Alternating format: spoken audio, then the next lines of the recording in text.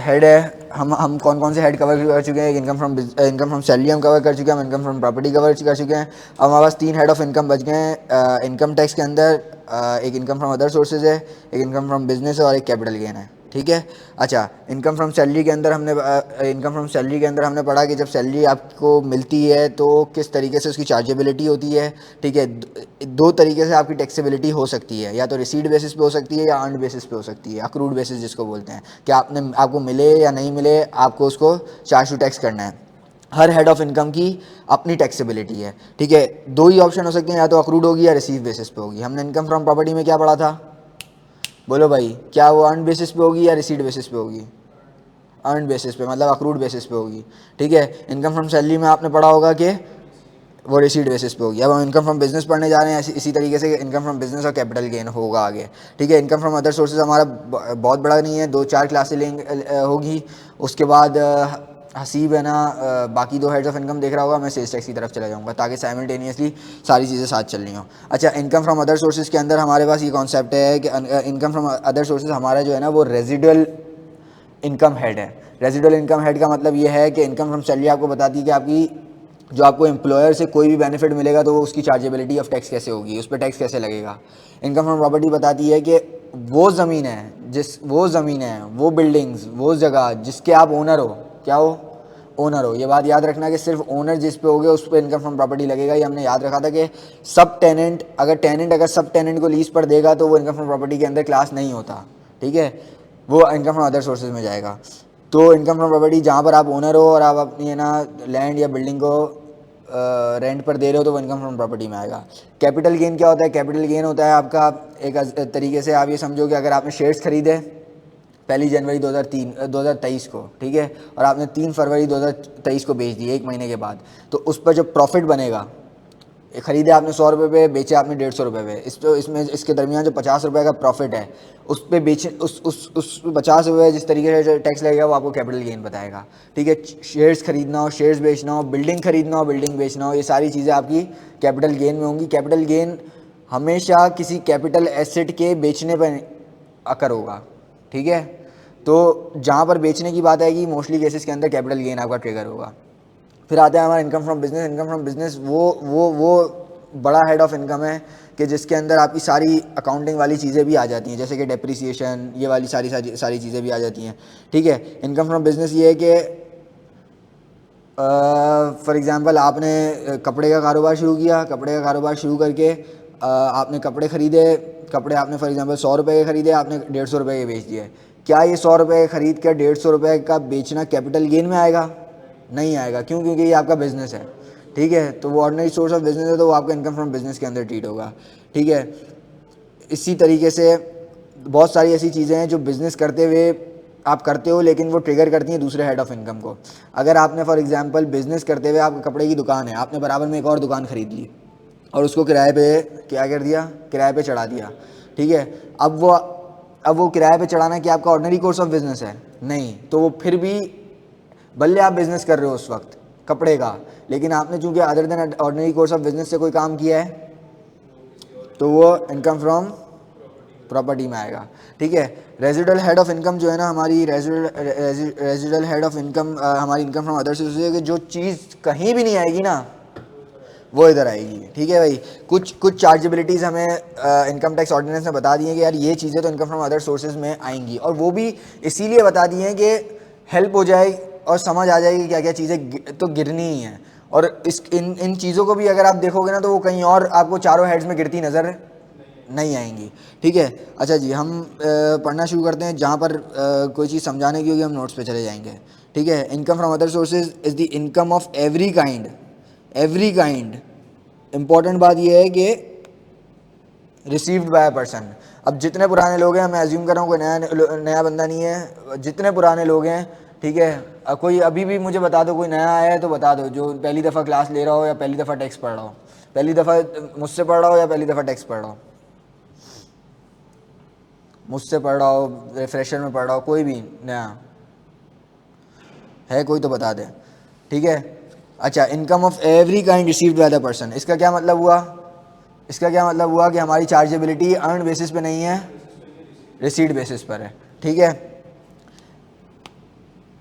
In a tax year, in a tax year इसका मतलब ये है कि जिस टैक्स ईयर में वो पैसा रिसीव होगा उसी टैक्स ईयर में उसकी चार्जेबिलिटी होगी। ठीक है, इनकम फ्रॉम अदर सोर्सेज आपने चाहे 10 साल पहले कमा लिया हो, 15 साल पहले कमा लिया हो, 9 साल पहले कमा, 8 साल पहले कमा लिया हो, जब तक वो रिसीव नहीं होगा तब तक वो चार्ज टू टैक्स नहीं होगा। जिस साल वो क्या बोलते हैं आपको रिसीव होगा उसी साल आपकी टैक्सेबिलिटी टैक्स की चार्जेबिलिटी बनेगी।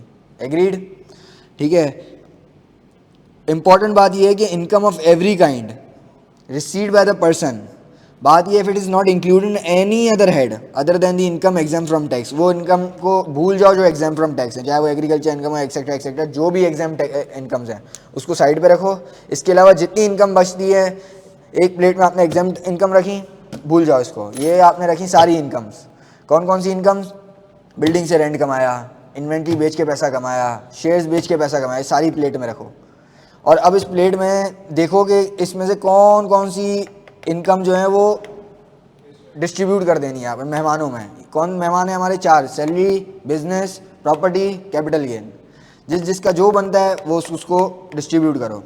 फिर उसके बाद जो बच जाए वो कहाँ आएगा?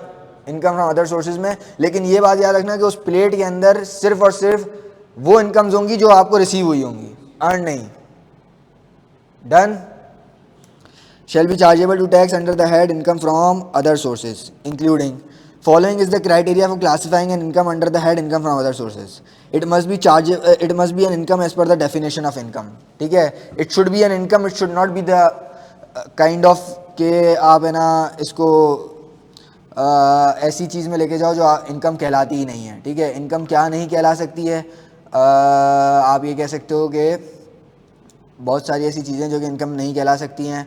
फॉर एग्ज़ाम्पल, आप अगर है ना 10 साल में प्रोपोर्शनेट करते हो अपने नॉन एडजस्टेबल, थोड़ा जूम कर दें, अच्छा, आप 10 साल में लेके जाते हो अपनी उसको अनएडजस्टेबल एडवांस को, वो आपकी इनकम नहीं होती। इनकम आपकी कितनी है? डिवाइड बाय 10 करके जो अमाउंट बनती है वो आपकी इनकम है। तो कोई भी ऐसी चीज़ टैक्स के लिए आई हैं आप? अच्छा, आपने पहले क्लास ली है?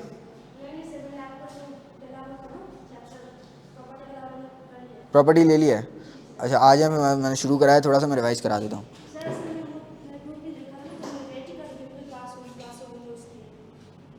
अच्छा, क्या हुआ, क्या वापस बताएं? अच्छा, चलो मैं बता देता हूँ, बेफिक्र रहें।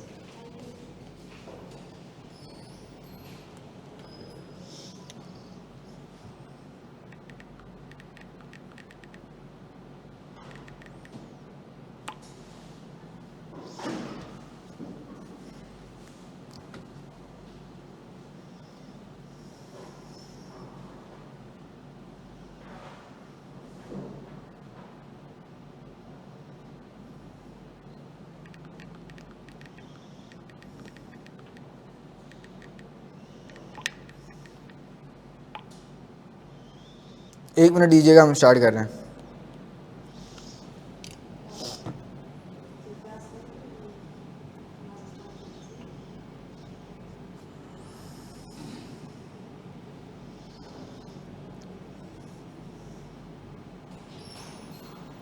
है कोई?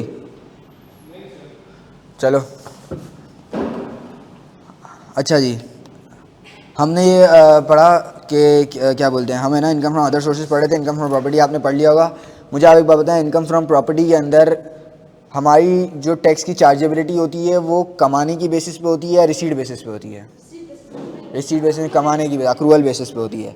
ठीक है, हर हेड ऑफ इनकम की चार्जेबिलिटी के अपने रूल्स हैं। सैलरी आपकी रिसीट बेसिस पे होती है, आपकी income from property accrual basis पे होती है। इसी तरीके से इनकम फ्रॉम अदर सोर्सेज जो है वो रिसीट बेसिस पे होती है। रिसीट बेसिस हमने पढ़ा कि income of every kind, income of every kind received by the person. Important बात यह है कि इस हेड के अंदर इसको किसी भी इनकम को चार्ज करने के लिए ज़रूरी है कि वो रिसीव हुई हो हमें। ठीक है, अर्न आपने कर लियो 4 साल पहले, 10 साल पहले, डजेंट मैटर, जब तक वो रिसीव नहीं होगी तब तक वो इस पर टैक्स नहीं लगेगा। ठीक है, रिसीव करना हमें इंपॉर्टेंट है। दूसरी बात ये है कि हर वो इनकम जो किसी और हेड में क्लास नहीं होगी वो इनकम फ्रॉम अदर सोर्सेज के अंदर क्लास होगी। ठीक है, हमें एग्जांपल्स दिए हैं इनकम टैक्स ऑर्डिनेंस ने कि कौन कौन सी इनकम फ्रॉम अदर सोर्सेज में आएंगी। ठीक है, लेकिन ये लिमिटेड नहीं है। ठीक है, लिमिटेड पे का मतलब ये है कि उसने मुझे 10 चीज़ें बता दी कि यार इनकम फ्रॉम अदर सोर्सेज में आएंगी, लेकिन कोई 11वीं चीज़ भी इनकम फ्रॉम अदर सोर्सेज में आ सकती है। कोई भी ऐसी इनकम जो आपको लग रहा है कि चार हेड्स के अंदर क्लास नहीं हो सकती, वो इनकम फ्रॉम अदर सोर्सेज में जाएगी। अगर वो सैलरी है, सैलरी के अंदर चली जाएगी। बिजनेस है, बिजनेस मतलब ये है कि आपने कोई मर्चेंडाइज खरीदी, इन्वेंट्री खरीद के बेच दी, वो इनकम फ्रॉम बिजनेस में जाएगी। ठीक है, आपने कैपिटल गेन कमाया, कैपिटल गेन किस तरीके से कमा सकते हो? ये स्क्रीन आपने 100 रुपये की खरीदी थी, 150 रुपये की बेच दी, आपका ऑर्डिनरी कोर्स ऑफ बिजनेस नहीं है। आपका ऑर्डिनरी कोर्स ऑफ बिजनेस है ARTT चलाना। ठीक है, और आपने ये ARTT के अंदर ये रखा था, ये मॉनिटर आपने उठा के बेच दिया, 100 रुपये का खरीदा था, 150 का बेच दिया, 50 रुपये का प्रॉफिट है, ये कैपिटल गेन में जाएगा।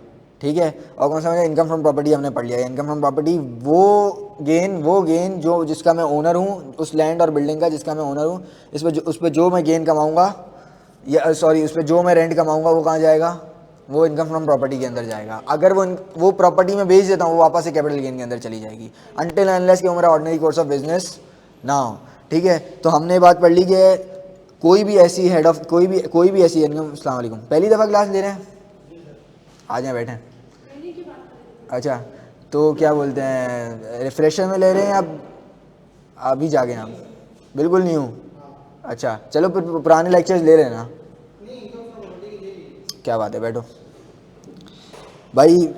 अगेन मैं बता रहा हूँ, सॉरी यार मैं रिपीट कर रहा हूँ, थोड़ा आप लोगों का टाइम वेस्ट हो रहा है, लेकिन ये है कि हाँ, इनकम फ्रॉम प्रॉपर्टी के अंदर हमने पढ़ा था कि इनकम की जो चार्जेबिलिटी होगी हमारी, वो अर्न बेसिस पे होगी, अक्रूवल बेसिस पे होगी, या रिसीट बेसिस पे होगी। याद है? आपसे पूछ रहा हूँ।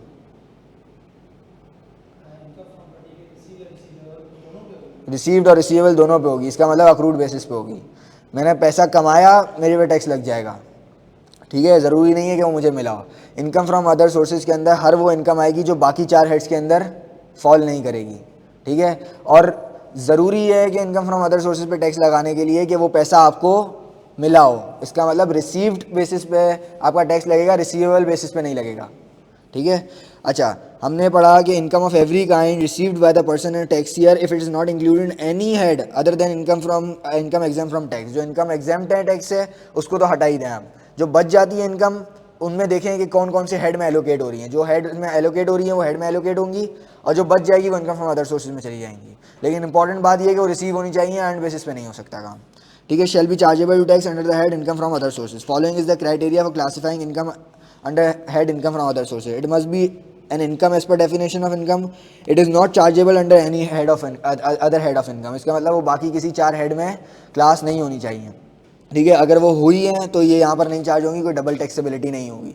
ठीक है, तीसरी चीज़, tax it is not exempt from tax and does not fall under final tax regime. मुझे बताएं कि इधर कौन कौन ऐसे लोग हैं ऑनलाइन वाले मिलाकर कि जिनको फाइनल टैक्स रिजीम के बारे में कोई आइडिया नहीं है। बहुत सारी, हाँ बहुत सारी चीज़ें होती हैं। ठीक है मनिया, फर्स्ट पॉइंट समझ नहीं आया। फर्स्ट पॉइंट देखो, हर इनकम की है ना मनिया डेफिनेशन होती है इनकम कहलाने की। जैसे मैंने एक एग्जांपल दी कि इनकम फ्रॉम प्रॉपर्टी के अंदर नॉन एडजस्टेबल जो एडवांस होता है, वो जो एडवांस होता है वो इनकम, अगर लाख रुपये आपको मिले तो पहले साल के लिए वो इनकम की डेफिनेशन के अंदर सिर्फ 10,000 रुपये आएंगे। ठीक है, लाख रुपये पूरे नहीं आएंगे, 10,000 हर साल इनकम बनेगी। तो इनकम होना उसका ज़रूरी है। ठीक है, इनकम की डेफिनेशन के अंदर उसका क्लास होना ज़रूरी है। समझ रही हैं? अच्छा मुझे बताएं, आइडिया एफटीआर डिविडेंड पर लगता है। देखें मैं आपको एक ना बहुत बेसिक चीज़ बताता हूँ एफटीआर के बारे में। एफटीआर आप इनकम फ्रॉम बिजनेस में बहुत अच्छे तरीके से पढ़ेंगे। एफटीआर वो फाइनल टैक्स रिजीम होती है। वो देखें हमारे पास 3 तरीके की रिजीम्स हैं। ठीक है, ये रिजीम्स के बारे में बहुत ज़्यादा इन डेप्थ नॉलेज आप लोगों को लेने की ज़रूरत नहीं है। फाइनल में टेस्ट होती है इनकम फ्रॉम बिजनेस में, जितनी आप लेंगे वो काफ़ी होगी। लेकिन मैं आपको बता देता हूँ 3 हमारे तरीके की रिजीम्स होती है। एक होती है normal tax regime, that is NTR. FTR is your final tax regime. और तीसरी है आपके पास minimum tax regime, that is MTR. ठीक है, अच्छा एनटीआर कौन सी होती है? एनटीआर वो नॉर्मल टैक्स रिजीम होती है जो आप खुद अभी income from 5 heads of income जो आप अभी इनकम फ्रॉम प्रॉपर्टी में कैलकुलेट करके आए हैं। ठीक है, कि आपने ना इनकम कैलकुलेट करी, उसमें से एक्सपेंसेस माइनस किए, जो आपका अमाउंट बना उस पर आपने 29% टैक्स लगा दिया। That 29% is your normal tax regime. FTR क्या होता है? एफटीआर की कुछ इनकम टैक्स ऑर्डिनेंस ने कुछ ऐसी ऐसी ऐसी इनकम्स बता दी हैं जिस पर है ना टैक्स विदहोल्ड हो जाता है। ठीक है, टैक्स विदहोल्ड का मतलब क्या है कि फॉर एग्जांपल आपकी एक कंपनी है, ठीक है, आपका नाम था अनस, हाँ अनस कॉरपोरेशन या अनस मर्चेंडाइज आपकी एक कंपनी है, ठीक है, अनस मर्चेंडाइज आपकी एक कंपनी है जिसमें आप 80% या आप फॉर एग्जांपल सीईओ उस कंपनी के, आप ओनर नहीं हो, ठीक है, आप सीईओ, मैं उस कंपनी का 50% होल्ड करता हूँ, ये इस कंपनी का 50% होल्ड करती हैं, ठीक है। आपने कमाया है साल के आखिर में, आप सिर्फ सीईओ हैं, आप शेयर होल्डर नहीं है, इंपॉर्टेंट बात, ठीक है, आप सीईओ हैं। डिविडेंड बांटना सीईओ की जिम्मेदारी होती है, शेयर होल्डर की जिम्मेदारी नहीं होती। CEO is responsible for the distribution of dividend, ये अभी कॉर्पोरेट लॉ में आप पढ़ेंगे, लेकिन शायद कंपनी लॉ में पढ़ेंगे। तो डिविडेंड बांटना सीईओ की जिम्मेदारी होती है, ठीक है, उसको अप्रूव करना खैर शेयर होल्डर्स की जिम्मेदारी होती है, लेकिन बांटना सीईओ की जिम्मेदारी होती है, ठीक है। बांटना मतलब ये कि चेक बनाना, ये सारे अप्रूवल्स करना एंड ऑल दैट। अप्रूवल से मुराद चेक के अप्रूवल्स वगैरह, डिविडेंड कितना देना है शेयर होल्डर्स ही अप्रूव करते हैं। अच्छा, बैक टू द पॉइंट, आप सीईओ हैं उस्मान मर्चेंडाइज के, आप सीईओ हैं लेकिन आप ओनर नहीं हैं, ठीक है, हाइपोथेटिकली मैं 50% ओन करता हूँ, ये 50% ओन करती हैं, ठीक है। हाँ, आपने साल के आखिर में 20 लाख रुपए कमाए, ठीक है, और हमने ये फैसला किया, मैंने और उन्होंने, कि हम 15 लाख रुपए एज अ डिविडेंड घर लेके जाएंगे, ठीक है। शेयर होल्डर को मुनाफा या पैसा या कमाई सिर्फ डिविडेंड के थ्रू मिल सकती है और किसी भी तरीके से नहीं मिल सकती। ऐसा नहीं है कि वो किसी दिन सुबह उठे और बोले है ना, अकाउंटेंट को फ़ोन करे, बोले यार 10 लाख रुपए मेरे अकाउंट में भेज दो, इस तरीके से कंपनीज नहीं ऑपरेट होती हैं। अगर ओनर को पैसा घर लेके जाना है तो वो सिर्फ और सिर्फ डिविडेंड के थ्रू घर लेके जा सकता है पैसा, ठीक है। अच्छा, जब डिविडेंड डिस्ट्रीब्यूट होगा ना 15 लाख रुपए का, जिसमें 7.5 लाख मेरे हैं, 7.5 लाख रुपए इनके हैं, तो 7.5 लाख जब आप बांटेंगे तो आपकी ये जिम्मेदारी है, आपकी ये ऑब्लिगेशन है, आप पे ये एफबीआर ने रूल रखा है कि जब सीईओ भाई साहब 7.5 लाख बांटेंगे तो 7.5 लाख का 15% अपने पास रखेंगे, बाकी दे देंगे, और वो जो अपने पास 15% विदहोल्ड करेंगे वो उठा के गवर्नमेंट एफबीआर को जमा करा देंगे, ठीक है। तो बहुत सारी ऐसी इनकम है इनकम टैक्स ऑर्डिनेंस के अंदर। मेरे पास एक डॉक्यूमेंट भी बना हुआ है जहाँ पर है ना एक ही जगह पर सारी एफटीआर इनकम लिखी हुई है कि यार ये इनकम है, इस पर एफटीआर इतना %, ये इनकम है, इस पर एफटीआर, वो मैं आपसे शेयर कर दूंगा। लेकिन फॉर द टाइम बिंग मैं डिविडेंड के बारे में बता रहा हूँ कि डिविडेंड ऐसी डिविडेंड वो देखो सानिया, बात ये है कि कैपिटल विड्रॉ जो है ना वो इस तरीके से नहीं हो सकता। देखो कंपनी ऑपरेट है ना कैपिटल के थ्रू नहीं होती। हमने इनकम फ्रॉम प्रॉपर्टी के अंदर पढ़ा होगा capital invested, cash debit, capital credit, ठीक है, इस तरीके से पढ़ा होगा। लेकिन जब हम कंपनीज बनाने जाते हैं ना तो शेयर्स परचेज होते हैं। शेयर्स परचेज करे बगैर कैपिटल नहीं इनकॉर्पोरेट होता है। आप अगर 10,000 रुपये इन्वेस्ट 100 रुपये इन्वेस्ट कर रहे हैं और आपका एक शेयर 10 रुपये का है ना, तो आप 10 शेयर्स खरीदते हैं कंपनी से, वो 10 शेयर्स आपको मिलते हैं, ठीक है। अब दो तरीके से आप है ना एक शेयर होल्डर पैसे घर लेके जा सकता है, या तो उसको डिविडेंड मिल जाए या वो शेयर्स किसी और को सेल कर दे और वो पैसे कमा ले। ये कैपिटल विड्रॉ नहीं हो सकता कि यार मैंने 10,000 रुपये दिए थे साल के शुरू में या कंपनी जब बनी थी तब मुझे 5,000 रुपये वापस चाहिए। ऐसे कंपनी से 5,000 रुपये नहीं ले सकते आप। या तो डिविडेंड के थ्रू आएगा या आपके पास जो शेयर्स हैं वो आप पब्लिक में जाके बेच दो और आप वो 5,000 रुपये रिकवर कर लो अपने। कैपिटल विड्रॉ नहीं हो सकता कि यार हेलो अकाउंटेंट साहब मुझे 5,000 रुपये बेच दो, मुझे ज़रूरत है, ऐसे नहीं होता, ठीक है। ऐसे कंपनी ऑपरेट नहीं होती। मतलब जो कंपनी इनकॉर्पोरेट होती हैं, इंडिविजुअल बिजनेस के अंदर तो ये सब हो सकता है, पार्टनरशिप के अंदर भी ये हो सकता है, लेकिन कंपनी के अंदर ये सब नहीं हो सकता, ठीक है। अच्छा, अब हम कहाँ थे? Dividend per. तो डिविडेंड में क्या बात कर रहा था मैं, क्या बात हो रही थी? तो 15% विदहोल्ड हो जाता है। तो बहुत सारी ऐसी इनकम है जिसपे विदहोल्डिंग ऑटोमेटिकली हो जाती है, ठीक है, जो कि मतलब विदहोल्डिंग एजेंट, आप जो है वो विदहोल्डिंग एजेंट हैं, ठीक है। ऐसे बहुत सारे लोग विदहोल्डिंग एजेंट, जैसे बैंक्स भी विदहोल्डिंग एजेंट होता है। बहुत सारी इनकम है। अगर आप म्यूचुअल फंड के अंदर इन्वेस्टमेंट करते हो तो जब म्यूचुअल फंड का आपको प्रॉफिट आता है तो वो विदहोल्ड होकर आता है, ठीक है। तो ऐसी बहुत सारी इनकम है जिसपे फाइनल टैक्स रिजीम लगता है। फाइनल टैक्स रिजीम क्या, कौन सी रिजीम है? वो रिजीम है कि जिसपे टैक्स आपको इनकम मिलने से पहले ही कट चुका होता है। उस पर अब आपको कोई एनटीआर, कोई हेड ऑफ इनकम के अंदर उसको क्लास करके अलग से टैक्स लगाने की ज़रूरत नहीं है। समझ आ रहा है?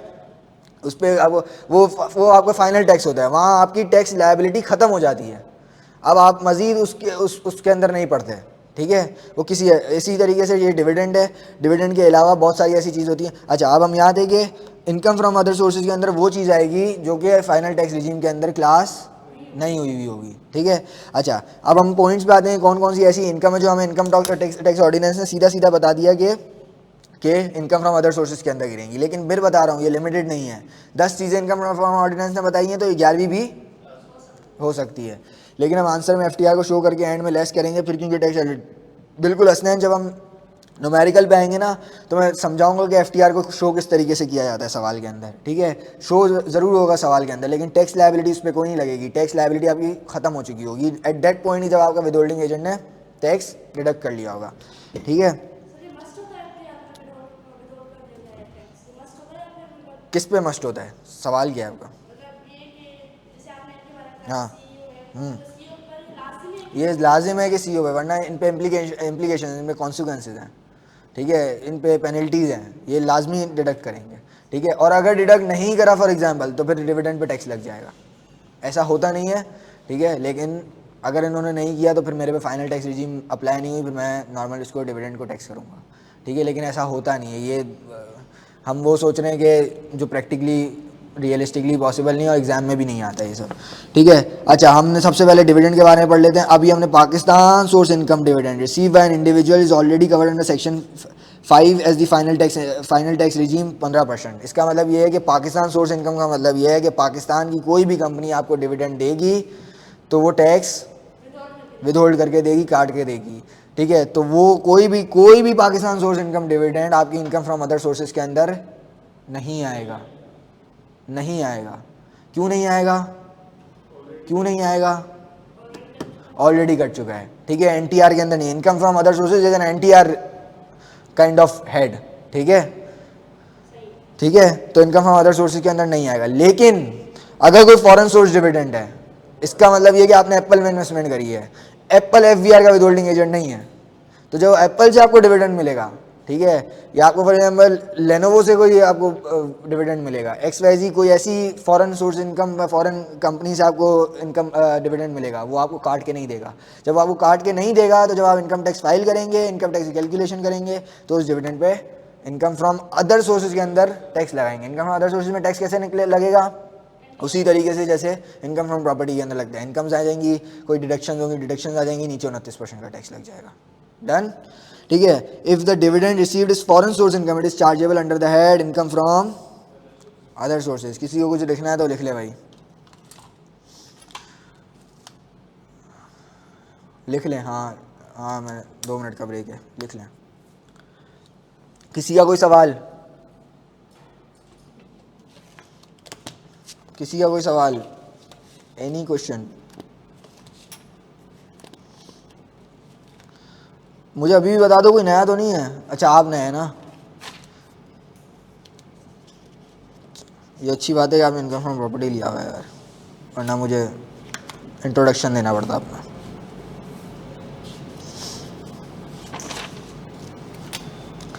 अच्छा जी, फॉरेन के डिविडेंड भी एफटीआर भी लगेगा? नहीं हंसना ना, मैंने अभी बताया कि if the dividend is received in is foreign source income it is chargeable under the head income from other sources. उस पर 15% अप्लाई नहीं होगा। वापस बताएं क्या कह रही हैं? जो सम करेंगे आप income from other sources calculate करेंगी, उसमें फॉरेन सोर्स डिविडेंड भी आ जाएगा, 10 चीज़ें और आ जाएंगी, कुछ डिडक्शंस आ जाएंगी, उस पर जो बॉटम लाइन आएगी उस पर मल्टीप्लाई 29% हो जाएगा। कितना है टैक्स? एनटीआर का टैक्स कितना है? सॉरी 29% बोल रहा हूँ, 29% कंपनी का है, वो स्लैब लग जाएगा। हाँ 29% मुँह से निकल गया। 29% कंपनीज पर 29% लगता है। कंपनीज की जितनी इनकम आती है मल्टीप्लाई 29%।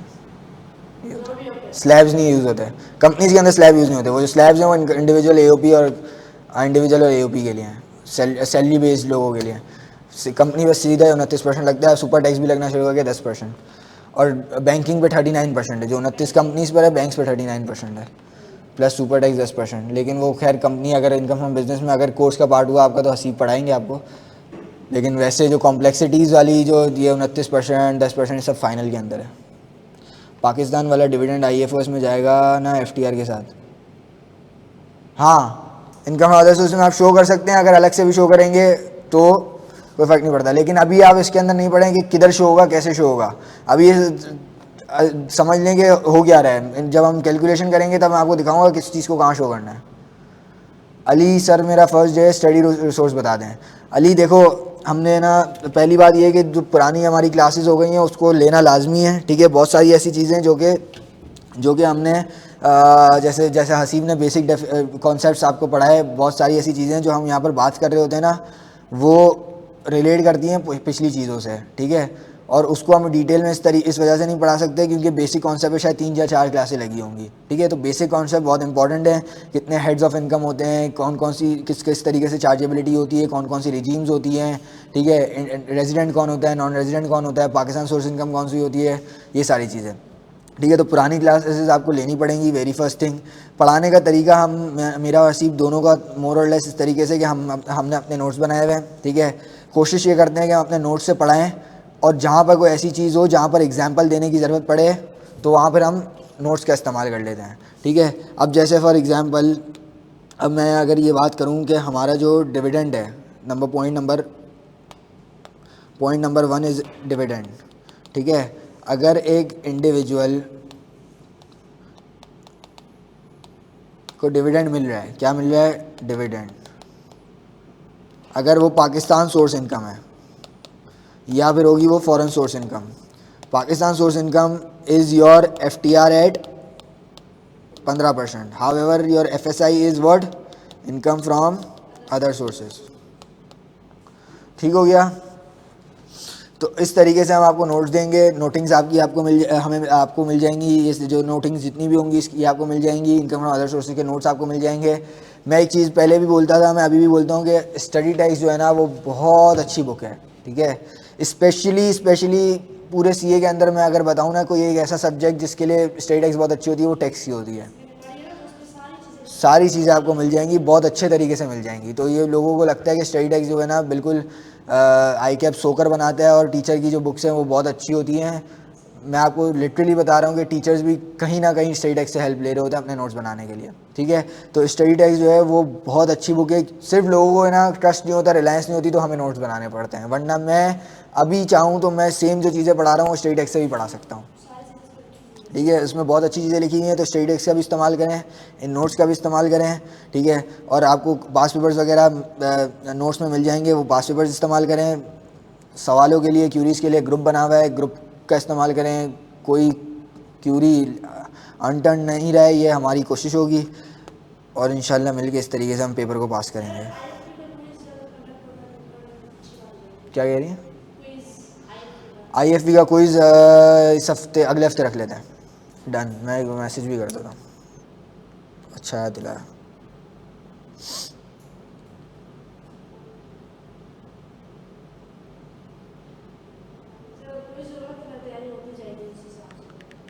डन अभी बना देते हैं, सब बोलते हैं सब।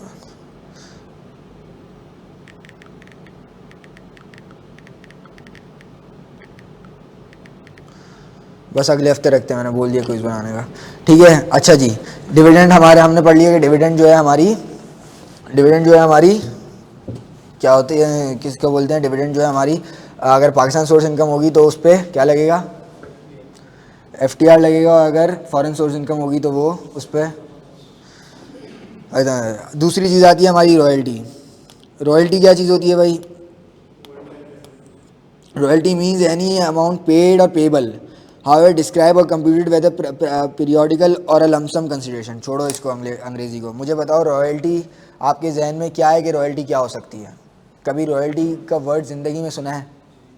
कहाँ सुना है? गुडविल, ठीक है। क्यों देगा, किस वजह से देगा? बोनस इसकी बात नहीं हो रही, मुझे मेरा एम्प्लॉयर 10 करोड़ रुपए का बोनस दे रहा हूँ, मेरी इनकम फ्रॉम सैलरी में जाएगा। मनीया सही कह रही हैं, एक आपने पॉइंट सही बताया, हसनैन भी सही कह रहा है, और एक ने मनीया ने बोला कि जो ऑथर को रॉयल्टी मिलती है उसकी बुक पब्लिश करने के लिए, ठीक है। दूसरा, मैकडॉनल्ड्स अपनी फ्रेंचाइज देती है तो मैकडॉनल्ड्स की हेड ऑफिस को रॉयल्टी मिलती है, ठीक है। हर वो ऐसी चीज़, हर वो ऐसी इनकम, चाहे वो एक दफ़ा मिली हो या 10 दफ़ा मिले, ठीक है। 10 दफ़ा कैसे मिल सकती है कि मैंने फॉर एग्ज़ाम्पल एक ब्रांड खोला जिसका नाम था हसनैन फूड्स, ठीक है, वो मशहूर हो गया आज से 10 साल बाद दुनिया के अंदर, ठीक हो गया। फिर मैंने ना सोचा कि मैं सिर्फ पाकिस्तान के अंदर बिज़नेस नहीं करना चाहता, मैं ये चाहता हूँ कि मेरी फ्रेंचाइज़ खुल जाए दुनिया के अंदर, लेकिन मैं पूरी दुनिया में घूम भी नहीं सकता हूँ, ऐसे ही है।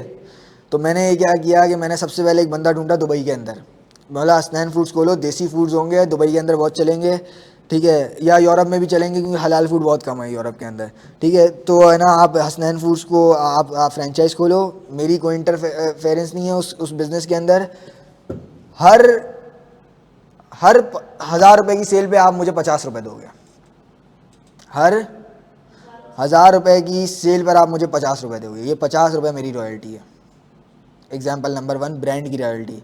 दूसरी कि आप फॉर एग्जाम्पल आपने किताब छापी, ठीक है, बहुत ही कोई एस्थेटिक किताब छापी आपने उस्मान अनस भाई, ठीक है, और वो इतनी चल गई, वो इतनी चल गई कि अब दुनिया के पब्लिशर्स चाहते हैं कि वो आपकी किताब छापें। वो छाप इस वजह से नहीं सकते क्योंकि वो आपकी पर्सनल प्रॉपर्टी है, आपकी इजाज़त के बगैर आपका वो आपकी जो वो लिखी हुई चीज़ है ना वो आपका कॉपीराइट है, वो तब तक सेल नहीं हो सकता, वो तब तक पब्लिश नहीं हो सकता, वो तब तक कोई अपने प्रिंटर से प्रिंट नहीं कर सकता जब तक आपकी इजाज़त नहीं होगी। तो उस इजाज़त के लिए फॉर एग्ज़ाम्पल हमारा कौन है, पेटी वाला बुक डिपो, ठीक है, उसने बोला कि उस्मान भाई, अनस भाई, मुझे आपकी किताब छापनी है, ठीक है, और मुझे यूरोप एक्सपोर्ट करनी है, ठीक है, तो आप मुझे इजाज़त दे दें कि मैं आपकी बुक छापूँ। आपने बोला कि मुझे क्या मिलेगा, ठीक है, तो पेटी वाला ने आपसे कहा कि 2 ऑप्शन हैं, या तो हर बुक पे आप मुझसे 80 रुपये ले लो, हर बुक जो छपेगी, लाइक 48 लॉज ऑफ पावर, ये 48 लॉज ऑफ पावर की जो तुमने बात करी ना, तो मुझे कुछ शक लग रहा है कि तुम हो कौन, मुझे तुम्हें डाउट आ गया तुम पे। यार मैंने शुरू करी थी एक वक्त पे लेकिन ख़त्म नहीं करी, बहुत अच्छी बुक है। खैर, तो पेटी वाला ने आपको है ना ऑप्शन दिया कि पेटी वाला ने ऑप्शन दिया या तो उस्मान भाई या अनस भाई, उस्मान मुंह से निकला, अनस भाई मैं है ना क्या बोलते हैं, या तो पर बुक आप मुझसे क्या कर लो, या तो आप मुझसे 80 रुपये आप मुझसे ले लो, या मुझसे अभी बैठे बैठे 30 लाख रुपये ले लो। ये दोनों की दोनों रॉयल्टी हैं, ये दोनों की दोनों रॉयल्टी की डेफिनेशन के अंदर आएंगी, ठीक है। अब मुझे बताओ कि उस्मान भाई की जो बुक है, उस्मान भाई की जो बुक है कौन सी बुक है, नाम बताओ उस्मान भाई अपनी बुक का, जल्दी, अरे बताओ नाम, वैसे तुम्हारा उस्मान नहीं है लेकिन फिर भी बताओ, बुक का नाम बताओ जल्दी। स्टोरी ऑफ कुछ भी नहीं, ठीक है, ये तुम्हारी एक बुक है, तुमने ये छापी, अपने नाम पे छापी, ठीक है, फिर तुम्हें बेटी वाला ने अप्रोच किया कि मुझे ये बुक पब्लिश करनी है और मैं तुम्हें 2 ऑप्शन दे रहा हूँ, या तो 80 रुपये पर बुक ले लो या 30 लाख रुपये आज ले लो, ठीक है। तुमने बोला ऑप्शन नंबर 1 नहीं लेना, ऑप्शन नंबर 2 नहीं लेना, फिर क्या लेना है। पेटी वाला ने बोला क्या भाई क्या चाहते हो आप मेरे से, मुझे क्यों लग रहा है चार्ज ख़त्म हो गया, हाँ चार्ज ख़त्म हो गया। पेटी वाला ने बोला कि फिर क्या चाहते हो आप मेरे से,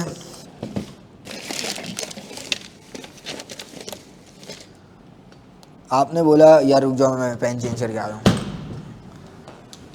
मैं आपको बता देता हूँ सवाल क्या है। सवाल ये है कि आपने उसको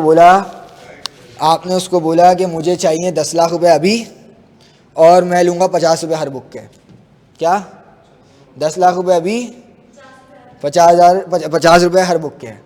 अब अज्यूम करोगे टैक्स ईयर 2024 के अंदर ये एग्रीमेंट हो गया। इंपॉर्टेंट बात यही है मनिया कि मैंने अपने पूरे सवाल के अंदर कहीं भी नहीं बताया था कि उसको पैसे रिसीव हुए कि नहीं हुए।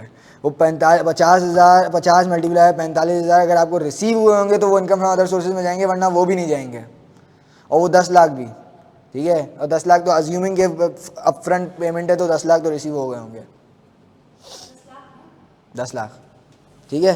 तो ये मेरी रॉयल्टी है। अब ये रॉयल्टी किसी भी तरीके से हो सकती है, ऑथर को बुक की भी मिल सकती है, ब्रांड को अपनी फ्रेंचाइजी की भी मिल सकती है, ठीक है। और फॉर एग्जांपल हम फर्मों में काम करते हैं, आप लोग करेंगे अभी, ठीक है। फर्म है आपकी फर्ग्यूसन, सुना है ना फर्ग्यूसन का नाम? फर्ग्यूसन इज एफिलिएटेड विद पीडब्ल्यूसी, ठीक है। असल फर्म जो है पीडब्ल्यूसी है, दैट इज रिकग्नाइज ग्लोबली, ठीक है। फर्ग्यूसन एक सेपरेट फर्म, नाम फर्ग्यूसन है लेकिन उसने एफिलिएशन ली हुई है पीडब्ल्यूसी से। इसी तरीके से केपीएमजी है। केपीएमजी यहाँ पर फर्म नहीं है, फर्म यहाँ पर जो फर्म का नाम है वो तासीर हादी है, ठीक है। पूरा नाम केपीएमजी का, केपीएमजी तासीर हादी एंड चार्टर्ड अकाउंटेंट्स। तो तासीर हादी इज द फर्म, उसने एफिलिएशन ली हुई है किससे? केपीएमजी से। तो हर साल फर्ग्यूसन पीडब्ल्यूसी ग्लोबल को अमाउंट ऑफ रॉयल्टी बेचती होगी। तासीर हादी उसका नाम, उसके सॉफ्टवेयर्स, उसकी टूल्स सब इस्तेमाल करने के लिए रॉयल्टी पे करती होगी टू द ग्लोबल केपीएमजी, ठीक है।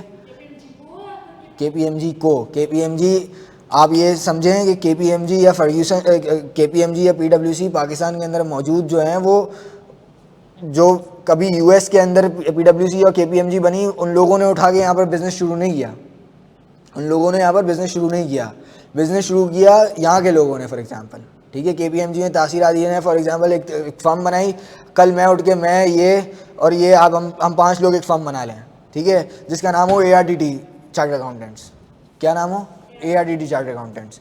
और हम जाएं उस 2 साल बाद अपनी फर्म को हम चाहें कि यार हमारा एफिलिएशन चाहिए, एफिलिएशन के बेनिफिट्स हैं, टूल्स मिलते हैं, नाम है, ब्रांड है, अच्छे क्लाइंट्स मिलते हैं, ठीक है। आपने अभी डिलॉयट नहीं है पाकिस्तान के अंदर, हम 5 चले गए ARTT वाले, 5 के 5 हमने फ़्लाइट कराई, यूएस पहुँचे, हमने डिलॉयट को बोला हमें आपकी एफिलिएशन चाहिए। क्या चाहिए? एफिलिएशन चाहिए। उन्होंने बोला ये हमारे सिस्टम है, ये आपको मिलेगा, ये हमें अपफ्रंट फी पेमेंट चाहिए, ये आपको हर साल हमें एज अ रॉयल्टी पे करना है। हमने बोला डन। हम आए पाकिस्तान, अगले दिन से हमारा नाम होगा डिलॉयट ARTT चार्टर्ड अकाउंटेंट्स। और उसके 1 साल बाद कोई ARTT के चार्टर्ड अकाउंटेंट्स को पहचानता ही नहीं होगा, सब आपको डिलॉयट ही बोलेंगे। तो वो लोग ने आके फर्म नहीं खोली, फर्म यहाँ के ही लोगों ने खोली, यहाँ के लोगों ने अपनी फर्म खोल के बाहर की फर्म से एफिलिएशन ली। क्या? नहीं। यस, कैसे होगा?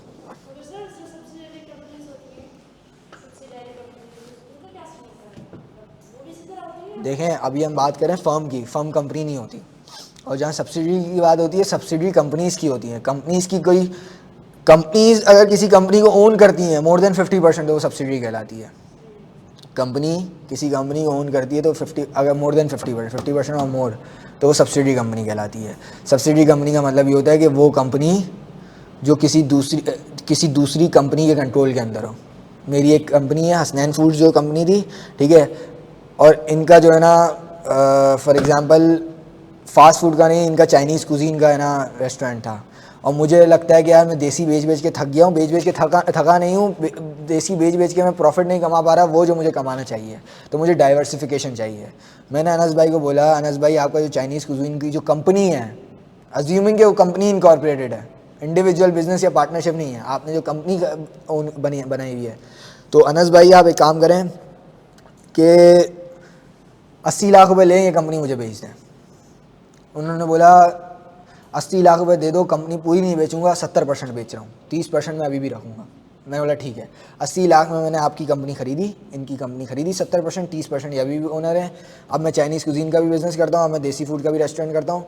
अब इनका जो चाइनीज़ कुजीन का रेस्टोरेंट है that is Anas Chinese, company का नाम है। मेरी कंपनी का नाम क्या था? Hasnain foods. Anas Chinese is the subsidy of Hasnain foods. Anas Chinese is that company जिसको 50% से ज़्यादा कोई और कंट्रोल करता है, कोई और कंपनी को कंट्रोल करती है। कौन है वो? हसनैन फूड्स। तो ये सब्सिडी कंपनी का कॉन्सेप्ट है। Firm is not a company. Firm companies act के अंदर रजिस्टर्ड भी नहीं होती, इनकॉर्पोरेट भी नहीं होती, ठीक है। फर्म काइंड ऑफ आप समझे कि पार्टनरशिप है, काइंड ऑफ नहीं है ही पार्टनरशिप, ठीक है। 2-3 तरीके से बिजनेस होते हैं दुनिया के अंदर, इंडिविजुअली, पार्टनरशिप या कंपनी, ठीक है। फर्म जो है पार्टनरशिप है, फर्म कंपनी नहीं है, सही है। क्या यार, फर्म में सोर्स पे इंडक्शन डिपेंड करता है कौन सी फर्म है। फर्ग्यूसन में नहीं होती यार, पता नहीं, आइडिया नहीं है। मेरी नहीं हुई थी भाई। मेरी मैं जब क्वालिफाई हुआ सितंबर 2021 में, कैफ क्वालिफाई हुआ। हाँ, सितंबर में ही रिजल्ट आता है ना, सितंबर 21 में मेरा कैफ क्वालिफाई हुआ था। 7 का लिया ना फर्ग्यूसन में। क्या करूँ, जान क्या कह रहे हो सवाल? या आइडिया नहीं है तो आपको 7 गालिया से ही पूछना पड़ेगा। मुझे आइडिया नहीं है। ठीक है।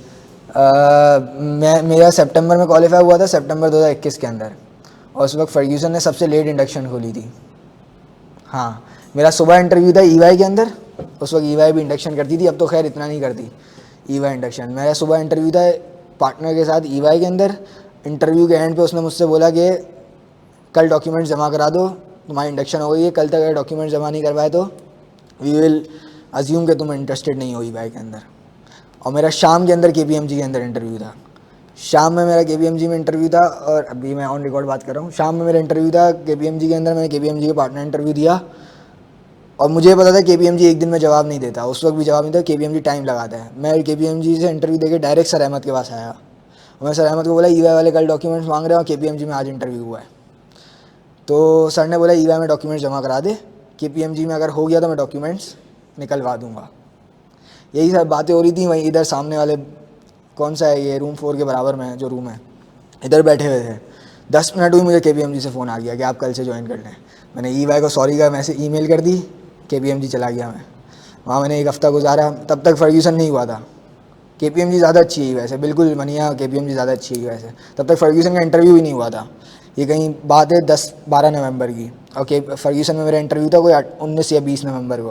फिर मैं केपीएमजी अगले दिन से चला गया। केपीएमजी से सारा काम शुरू कर दिया, लैपटॉप मिल गया, स्टॉक काउंट लगा दिया उन्होंने मेरा। 1 हफ़्ता मैंने वहाँ गुजारा। शायद मैंने मंडे से ज्वाइन किया था, और मेरा फ्राइडे को फर्ग्यूसन में इंटरव्यू था। फर्ग्यूसन में एक ही इंटरव्यू होता है, ओनली 1 इंटरव्यू। उसमें पार्टनर होता है, पार्टनर के साथ डायरेक्टर होता है। फर्ग्यूसन में इंटरव्यू दिया फ्राइडे को, शायद, हाँ, सुबह 9:30 बजे। सुबह 9:30 बजे फर्ग्यूसन में इंटरव्यू दिया। वहीं से इंटरव्यू से ही डायरेक्ट मैं बैग उठा के केपीएमजी गया, क्योंकि मेरा वहाँ हुआ नहीं था अभी तक। ठीक है। फिर मैं सुबह रात को 9:30 बजे फर्ग्यूसन की ईमेल आ गई कि आपकी इंडक्शन हो गई है। फिर मैंने सॉरी का लेटर ईमेल करी केपीएमजी को, और मंडे से फर्ग्यूसन चला गया। मुझे फर्ग्यूसन जाना था 100%, without any doubt. KPMG versus पीडब्ल्यूसी। जब आप फर्म की दुनिया के अंदर दाखिल होंगे ना, अभी मैं बहुत सारी बातें ऐसी कर रहा हूँ कि जो नहीं करनी चाहिए, लेकिन जब आप फर्म की दुनिया में दाखिल होंगे ना, आप लोगों को ये फील हो जाएगा कि पाकिस्तान के अंदर बिग 3 नहीं है, सिर्फ बिग 1 है, वो फर्ग्यूसन है। आपको क्या कह रहे हैं? मेरी आर्टिकल्स ख़त्म हो रही हैं मई में। नहीं, अब ये क्लास के बाद बात करेंगे ना हम। ये नसारा के टाइम ये 4 बज गए हैं, क्यों नहीं जाना?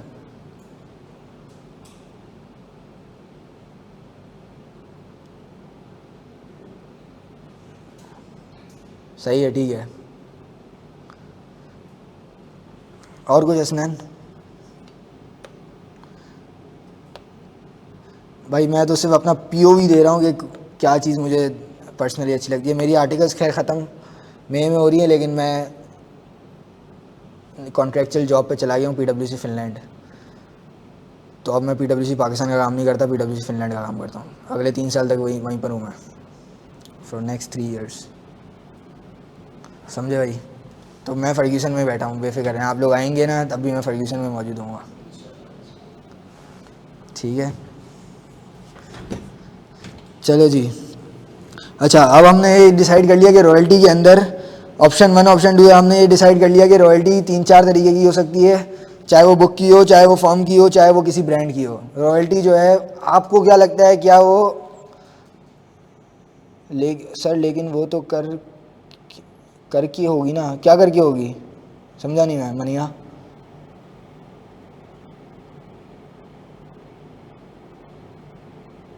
वो तो कर की होगी ना, कराची क्या समझ नहीं आ रहा मनी, वापस से लिखें।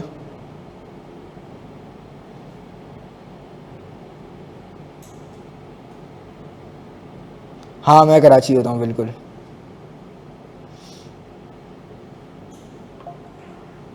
बिल्कुल कराची होता हूँ मैं। अच्छा जी, तो बात यह है कि कहाँ थे हम, रॉयल्टी हो गई हमारी, ठीक है। अच्छा अब आपको लगता है कि रॉयल्टी किसी और हेड ऑफ इनकम में जा सकती है? इनकम फ्रॉम प्रॉपर्टी में? क्या लैंड बिल्डिंग है? नहीं। इनकम फ्रॉम सैलरी में? नहीं जा सकती। इनकम फ्रॉम बिजनेस में? क्या ये आपका ऑर्डिनरी कोर्स ऑफ बिजनेस है? नहीं। कैपिटल गेन में आपने कुछ बेचा है? नहीं जा सकती। तो कहाँ गई? IFOS के अंदर।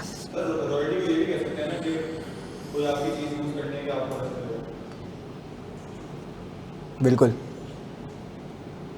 अनटिल अनलेस कि लैंड और बिल्डिंग ना हो, वरना वो इनकम प्रॉपर्टी में चली जाएगी, ठीक है।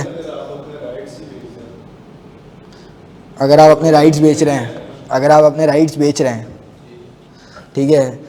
राइट दो तरीके के होते हैं, एक होता है राइट टू यूज़, एक होता है राइट टू एक्सेस। एग्जाम्पल दो कोई।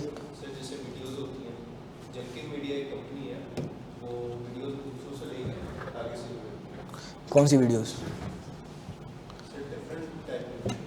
कौन लेता है, समझा नहीं मैं। यूट्यूब पे वीडियोस आई, वो कौन मैंने एक वीडियो डाली अपने यूट्यूब चैनल पे, वो कोई परचेज़ करेगा? तुम जंकिंग मीडिया हो, तुम वो मुझसे परचेज़ करोगे और तुम इस्तेमाल कर सकते हो जैसे तरीके से इस्तेमाल करना। मैं भी इस्तेमाल नहीं कर सकता, ठीक है। और अब तुम क्या करोगे इस वीडियो का? किसी और को भेज दोगे, तो इसकी भी रॉयल्टी चार्ज होगी, क्योंकि ये इंटेलेक्चुअल प्रॉपर्टी सेल है। इंटेलेक्चुअल प्रॉपर्टी सेल आप कहाँ लेके जाओगे, किधर लेके जाओगे? ये कैपिटल गेन की डेफिनेशन के अंदर नहीं आ सकता। ये कैपिटल गेन की डेफिनेशन है, वहाँ आपको नज़र आएगा कि आप पेंटिंग बेचो तो कैपिटल गेन में आएगा, आप शेयर्स बेचोगे तो। जी हाँ, ठीक है, रॉयल्टी के अंदर क्लासिफाई।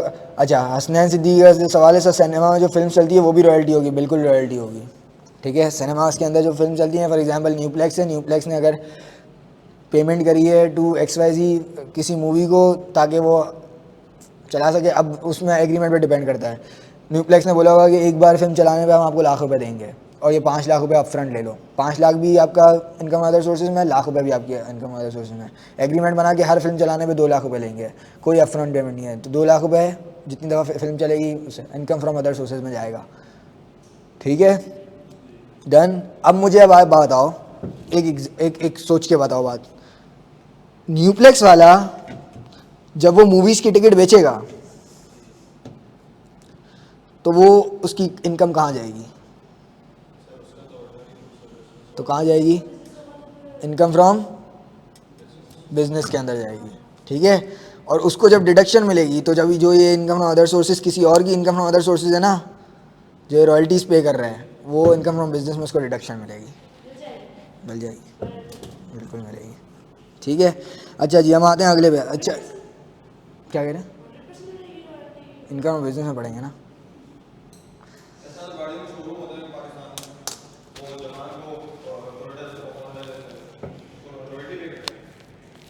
क्यों रॉयल्टी पे करेंगे? कौन सी, फॉर एग्जांपल? हाँ रॉयल्टी पे करते होंगे, बिल्कुल बिल्कुल रॉयल्टी पे करते होंगे सब। जहाँ पर ब्रांड का नाम आएगा वहाँ पर बगैर रॉयल्टी के काम हो ही नहीं सकता, चाहे वो फर्ग्यूसन ही क्यों ना हो। फर्ग्यूसन भी रॉयल्टी पे करती है, ठीक है। किसको? PwC ग्लोबल को, ठीक है। अब नमाज में काम कम टाइम रह गया, मुझे 5-7 मिनट का ब्रेक दे दें, नमाज के बाद मिलते हैं, 4:15 मिलते हैं, ठीक है।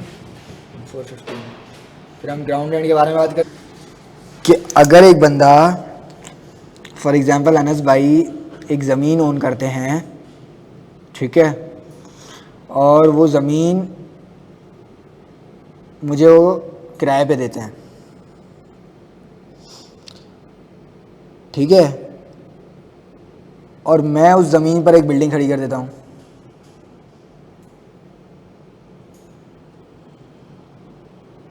नहीं सानिया, इग्नोर करें उसको, मैं इसको सही कर दूंगा। ये जो है वो रिसीट बेसिस पे ही होगा, ठीक है। वो सिर्फ रॉयल्टी की इसने ना बताइए रॉयल्टी होती क्या है, किस तरीके से टैक्सेबिलिटी होगी, वो रिसीट बेसिस पे ही होगी। अच्छा, फॉर एग्ज़ाम्पल अनस भाई एक ज़मीन ओन करते हैं और उस ज़मीन को उन्होंने मुझे किराए पे दे दिया, मैंने उस ज़मीन पर एक बिल्डिंग कंस्ट्रक्ट कर दी, ठीक है। जब वो मैंने बिल्डिंग कंस्ट्रक्ट करी और वो बिल्डिंग कंस्ट्रक्ट करके मैंने इनको रेंट पर दे दी, फॉर एग्ज़ाम्पल 3 लाख रुपये रेंट पर, कितने, 3 लाख रुपये रेंट पर। तो वो जो 3 लाख रुपये मेरी बिल्डिंग का रेंट है वो मेरे लिए क्या है, इनकम फ्रॉम प्रॉपर्टी, ठीक है, income from property.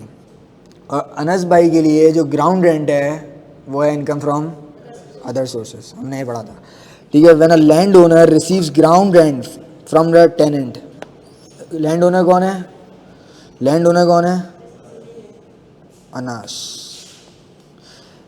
Ground rent, thank you यार, और ग्राउंड और टेनेंट कौन है, हसनैन, जिसने जिसने who has built a house on their land, ठीक है। The ground rent is considered income from other sources for the land owner. कौन है लैंड ओनर, अनस। अनस के लिए वो इनकम क्या है, income from other sources. The tenant can deduct the ground rent, tenant कौन है,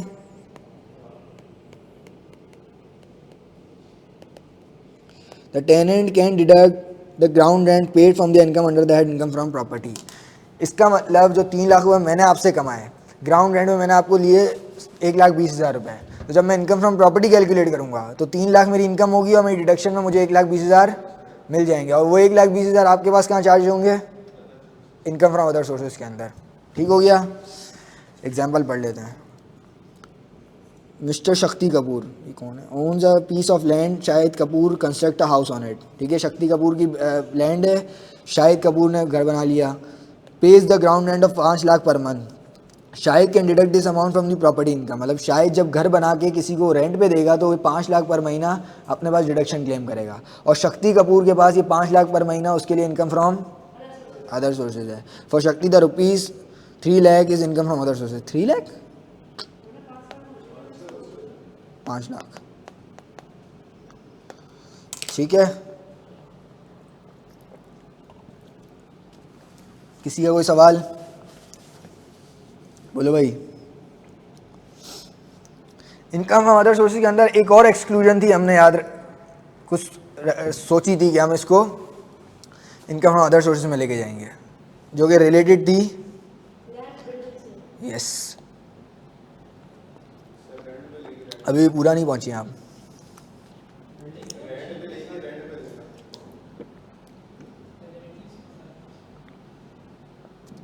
एक तो एम्यूनिटीज़ हैं, एक और भी चीज़ है,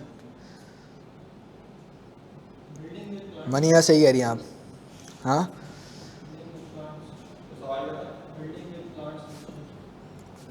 building with plant and machinery. अगर आप बिल्डिंग ओन करते हैं और आपने प्लांट एंड मशीनरी के साथ उसको की है, वो 1 रुपया भी उसका इनकम प्रॉपर्टी में नहीं आएगा, सारा अदर सोर्सेज में आएगा। हम पढ़ते हैं आगे, 7 प्लांट एंड मशीनरी 7 जाएगी बिल्डिंग के, तो ये अज्यूम किया जाता है कि बिल्डिंग से तो आपने चंद पैसे ही कमाए होंगे, असल जो आपने वो बिल्डिंग दी है ना वो प्लांट एंड मशीनरी की खातिर ही दी है, तो प्लांट एंड मशीनरी का जो रेंट है वो इनकम फ्रॉम अदर सोर्सेज में आता है, तो उससे उसके आने की वजह से आपका बिल्डिंग का रेंट भी जो है वो इनकम फ्रॉम अदर सोर्सेज में आ जाएगा। अच्छा जी, अच्छा होता ये है कि देयर इज़ अ पॉसिबिलिटी कि कभी कभी आप अपनी इनकम टैक्स की कैलकुलेशन गलत कर दें, इनकम टैक्स की फाइलिंग गलत कर दें, ठीक है। आपको डिडक्शन ज़्यादा क्लेम करनी थी, आपने कम कर दी, आपको इनकम कम दिखानी थी, आपने ज़्यादा दिखा दी, जिसकी वजह से आप पर टैक्स ज़्यादा बन गया। 4 लाख रुपये टैक्स बनना था, आपका 6 लाख रुपये टैक्स बन गया। आपको 10 दिन बाद ख्याल आया, 20 दिन बाद ख्याल आया, एक चैप्टर है इसके लिए अलग सेपरेट, कि हम कब कितने साल तक अपने इस करेक्शन को सही कर सकते हैं अगर गलती कर दें तो अगर वो गलती हो जाए, ठीक है, कि 6 लाख रुपये टैक्स बन गया मेरा, जबकि बनना चाहिए था एज़ पर दी एक्चुअल चीज़ है 4 लाख रुपये, तो 2 लाख रुपये आपने एडिशनल टैक्स पे कर दिया। आपको 2 महीने के बाद ख्याल आ गया, 2 महीने बाद ख्याल आया तो आपने एक रिफ़ंड एप्लीकेशन जमा करा दी इनकम टैक्स ऑर्डिनेंस FVR के अंदर, या 2 लाख रुपये मुझसे ज़्यादा पे हो गए, आप मुझे वापस कर दें, ठीक है। तो हुआ ये कि एफवीआर ने एक रूल उसी चैप्टर के अंदर बताया हुआ है कि जितना एफवीआर डिले करेगा ना पेमेंट्स, उतना वो आपको बेनिफिट देगा, ठीक है। 2 लाख रुपए की जगह 2,15,000 देगा, 20,000 देगा, इसकी कैलकुलेशन आगे पढ़ेंगे। लेकिन वो जो 2 लाख का 2,20,000 रुपये मिले, दैट 2,20,000 माइनस 2 लाख जो 20,000 रुपये आपको एफवीआर की तरफ से मिले, वो कहाँ चार्ज होंगे? इन IFRS के अंदर, ठीक है। Additional payment on delayed refund under any tax law, it could be sales tax law, it could be income tax law, it could be any law, ठीक है। कहीं पर भी आपको किसी भी टैक्स लॉ के अंदर मिला है, ठीक है। इवन दो कि आपको FED के लॉ के अंदर, FED आपको पता नहीं है, पता होगा नहीं, फाइनल की चीज़ है, फेडरल एक्साइज ड्यूटी होती है, इग्नोर मारें, ठीक है। किसी भी टैक्स लॉ के अंदर रिस्पेक्टिव ऑफ कहीं पर भी आपको डिलेड रिफंड की वजह से गवर्नमेंट की तरफ से कोई एडिशनल बेनिफिट मिलेगा तो इनकम फ्रॉम अदर सोर्सेज में जाएगा, ठीक है। Under various tax laws if the refund of the tax payer is delayed he is entitled to the additional payments from the tax authorities, such additional payment is chargeable under the head income from other sources. Mr. Ahmed paid an excess of 10 million and filed the refund application. Due to the delay, he received 10.5 million, including 0.5 million as the additional payment. This 0.5 million is taxable under the head income from other sources. ठीक है भाई, done हो गया। मुझे लगता है कि ये मेरा आज का आखिरी कॉन्सेप्ट होगा, प्रॉफिट ऑन डेट, ठीक है। मुश्किल है थोड़ा, इसमें ना आंखें खोल के दिमाग खोल के सुनना है, ठीक है। अच्छा मेरी बात सुने, प्रॉफिट एंड डेट क्या होता है? सूद, इंटरेस्ट इनकम, वो पढ़ा है किसी ने यहाँ पर? अकाउंटिंग पढ़ ली है किसी ने? क्या पढ़ा है?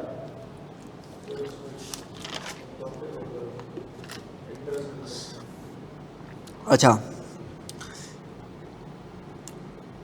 Profit and that is her तरीके का सूद, चाहे वो इस्लामिक सूद हो चाहे वो गैर इस्लामिक सूद हो, ठीक है, सही है।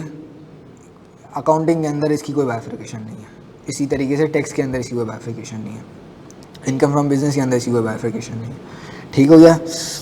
अच्छा मेरी बात सुने, प्रॉफिट ऑन डेट जो है ना, अब मैं आपको पढ़ता हूँ समझाता हूँ कि a tax shall be imposed at 15%।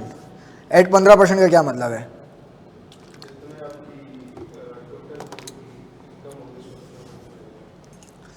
अगर 15% लग रहा है तो ये NTR बचा, क्या होगा? FTR होगा, ठीक है। कब FTR होगा? A tax shall be impose at 15% on every individual in AOP, which means के कंपनी पर ये रूल अप्लाई नहीं होगा। तो इंडिविजुअल और AOP के लिए प्रॉफिट ऑन डेट 15% FTR पर उसकी लायबिलिटी ख़त्म हो जाएगी। इसका मतलब ये है कि अगर एक बंदे ने 100 रुपये सूद कमाया, किसी AOP ने 100 रुपये सूद कमाया, ठीक है, तो जब वो सूद बैंक से आपकी जेब में आएगा तो आपके पास आएंगे 85 रुपये। कितने आएंगे?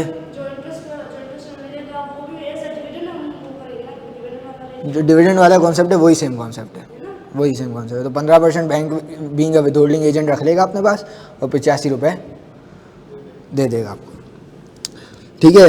कि कौन कौन? इंडिविजुअल और AOP की बात हो रही है अभी, ठीक है। Who receives a profit on debt, who receives a profit on debt from a prescribe person, ठीक है, सेक्शन 151, जिसके अंदर प्रिस्क्राइब टैक्स इंटरेस्ट पे लगता है जैसे। अच्छा हाँ, द प्रिस्क्राइब पर्सन कौन कौन से हैं? For the sake of this profit and on debt, prescribe person होता है मेरा बैंक, गवर्नमेंट और national saving scheme. National saving scheme भी काइंड ऑफ एक ऑर्गेनाइजेशन बनी हुई है जो कि सूद देती है, वो बॉन्ड इशू कर देती होगी, है कॉन्सेप्ट वही, ठीक है। इन तीन के अलावा मेरी बात गौर से सुनना, ये कोई सवाल हो पूछ लेना, अभी हम 30-40 मिनट इसी पे लगाएंगे। बैंक, गवर्नमेंट और नेशनल सेविंग स्कीम, ये लोग अगर आपको सूद देंगे, लोन नहीं देंगे, सूद लेंगे नहीं, सूद देंगे मतलब ये कि आपका पैसा लेके आपको फिर उस पर प्रॉफिट देंगे।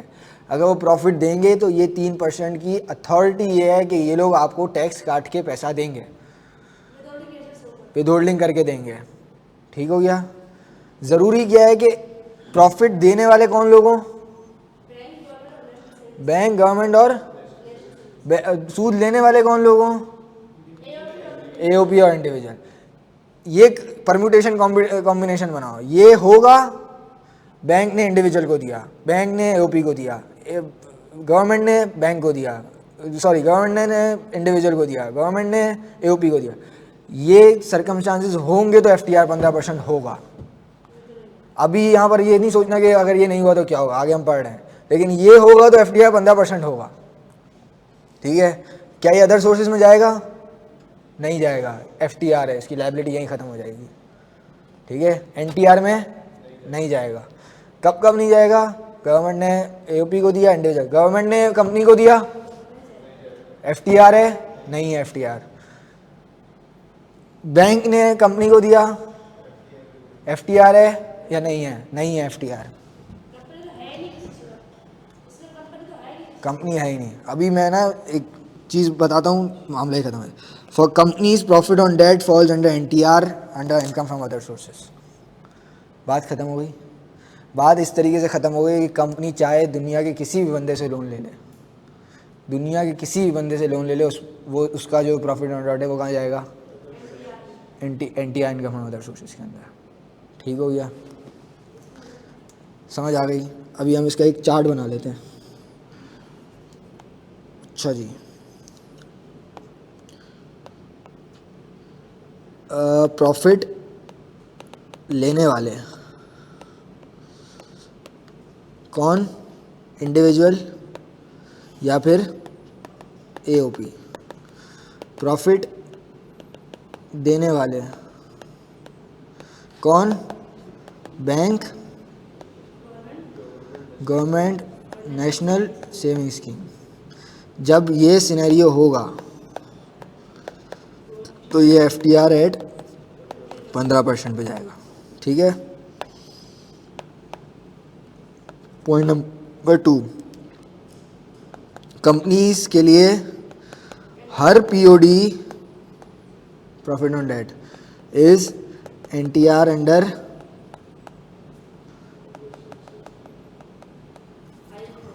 ठीक हो गया, सही है, बात खत्म यहाँ तक।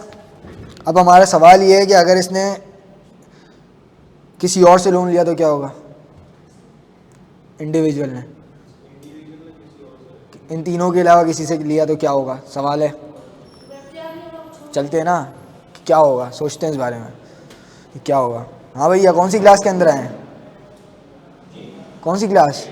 बैग लेने आए हैं?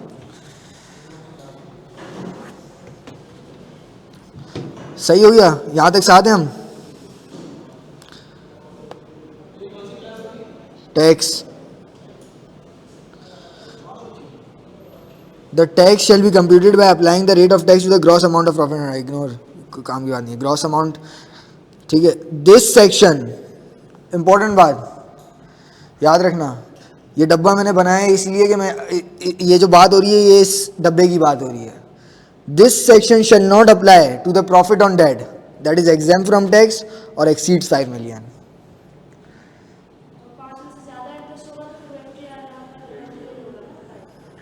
बिल्कुल सही बात है। ये सारा का सारा सिनेरियो सबसे, अब है ना, इधर चार्ट में सबसे पहले देखा जाएगा पीओडी कितना है, क्या वो 5 मिलियन से ज़्यादा है या 5 मिलियन से, सही करा है मैंने? सही करा है, सही करा है, सही करा है। ठीक है। अगर वो 5 मिलियन से कम है, अगर वो 5 मिलियन से, तो ये पूरा सेक्शन अप्लाई हो जाएगा। अगर ज़्यादा है तो एनटीआर। हाँ शायद वो डिज़ाइन मैंने से गलत बना दिया, ज़्यादा लिख देता हूँ। अबे यार, अबे यार एक बात बताओ यार, यहाँ मुझे लिखना है 5 मिलियन से कम।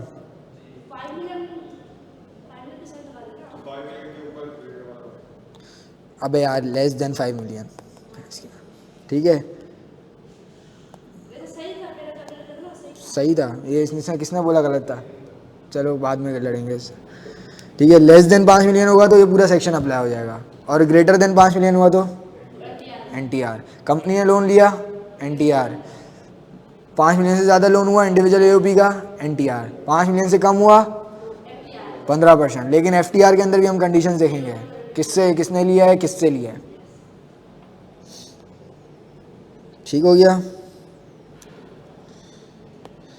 Withholding agent shall deduct the tax on the gross amount at 15% if the profit on that exceed 5 million, sorry, if the profit on that exceed 5 million for individual and OP। Company की बात यहाँ क्यों नहीं की गई, company तो सीधा सीधा NTR है, कंपनी तो सीधा सीधा उसके लिए 5 मिलियन हो 2 मिलियन हो 1 मिलियन हो 50 million NTR। If the profit on that exceeds 5 million for individual, it will be taxable under the NTR under the head income from other sources। Payment on account of interest on loan through loan agreement subject not subject to tax deduction and therefore the same is under the NTR and बताता हूँ इसका क्या मतलब है। इसका मतलब ये है कि अगर एक बंदे ने इंडिविजुअल ने AOP ने, अभी इंडिविजुअल AOP बात हो रही है, क्यों कंपनी की बात मैं इसलिए नहीं कर रहा हूँ क्योंकि कंपनी में सुबह हो रात हो हफ्ता हो इतवार हो पीर हो मंगल हो सीधा NTR है। मसला आता है इंडिविजुअल AOP के अंदर, इंडिविजुअल AOP के अंदर FTR लग सकता है। इंडिविजुअल AOP के अंदर FTR कब लग सकते हैं, जब उसने प्रिस्क्राइब बंदे से लोन लिया हो, मतलब बैंक से, गवर्नमेंट से या NSS से, ठीक है। और क्या बोलते हैं उसका लोन जो वो हो भी 5 मिलियन से कम। अगर कोई लोन लिया है इंडिविजुअल AOP ने किसी लोन एग्रीमेंट के थ्रू,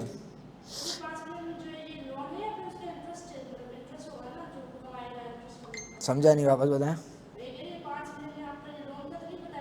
5 मिलियन इंटरेस्ट की बात हो रही है, लोन की बात नहीं हो रही, इंटरेस्ट इनकम की बात हो रही है, ठीक है। अच्छा, तो बात ये थी कि अगर कोई इंडिविजुअल AOP ने कोई लोन एग्रीमेंट बनाया है, कोई फॉर्मल लोन एग्रीमेंट बनाया है, ठीक है, कोई लोन एग्रीमेंट बनाया है जिससे उसको सूद आ रहा है। अब वो लोन एग्रीमेंट किसी से भी हो, चाहे वो बैंक से ही क्यों ना हो, ठीक है, लोन एग्रीमेंट या फिर किसी बंदे से ही क्यों ना हो, ठीक है, मैंने आपसे लोन ले लिया, मैंने किसी कंपनी से लोन ले लिया, किसी से भी कोई लोन एग्रीमेंट बना है, लोन एग्रीमेंट के ज़रिए जो लोन लिया जाता है उस पर कोई विदहोल्डिंग डिडक्शन नहीं होती, और विदहोल्डिंग डिडक्शन जब नहीं होगी तो उस पर FTR नहीं लगता, उस पर भी NTR लगेगा। तो पेपर के अंदर जहाँ आपको नज़र आए कि लोन लिया गया है थ्रू अ लोन एग्रीमेंट, वहाँ स्ट्रेट क्या होगा NTR, नॉर्मल FTR नहीं होगा। तो फिर FTR बचा किधर किधर, इंडिविजुअल या OP ने गवर्नमेंट से लोन लिया, बैंक से लोन लिया, NSS से लिया, नॉट थ्रू लोन एग्रीमेंट लिया, और लेस देन 5 मिलियन लिया, लोन नहीं, less than 5 million profit on debt लिया, ठीक है, तो आपका FTR लगेगा, वरना हर केस के अंदर NTR लगेगा।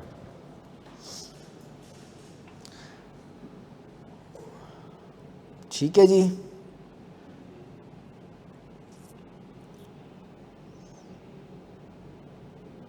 यार मनिया लोन एग्रीमेंट और लोन एग्रीमेंट के बगैर बैंक के साथ आप लोन लेते हैं ना तो शायद कोई लोन एग्रीमेंट फॉर्मल नहीं बनता। लोन एग्रीमेंट का मतलब ये होता है कि आप नॉर्मल, अगर मैं प्रैक्टिकल लाइफ की बात करूँ तो लोन एग्रीमेंट बनते हैं बिटवीन कि जब आप है ना किसी कंपनी से लोन ले रहे हो या किसी बंदे से लोन ले रहे हो, तो लोन एग्रीमेंट जो है ना उमूमन अगर पेपर में आएगा ना सवाल तो वो इसी तरीके से आएगा कि लोन एग्रीमेंट बना है between a person to person और पर्सन टू कंपनी। जब यहाँ पर इस सिनेरियो आएगा तो पर्सन भी आपका पैसा विदहोल्ड नहीं करेगा, कंपनी भी आपका पैसा विदहोल्ड नहीं करेगी। उस लोन एग्रीमेंट के अंदर जो आपको सूद मिलेगा चाहे वो कितना भी हो वो आपका NTR के अंदर जाएगा, चाहे वो 5 मिलियन से कम ही क्यों ना हो, ठीक है। मतलब प्रिस्क्राइब बंद हो गया, जिससे भी लोन लूँ तो NTR होगा, बिल्कुल सही बात है।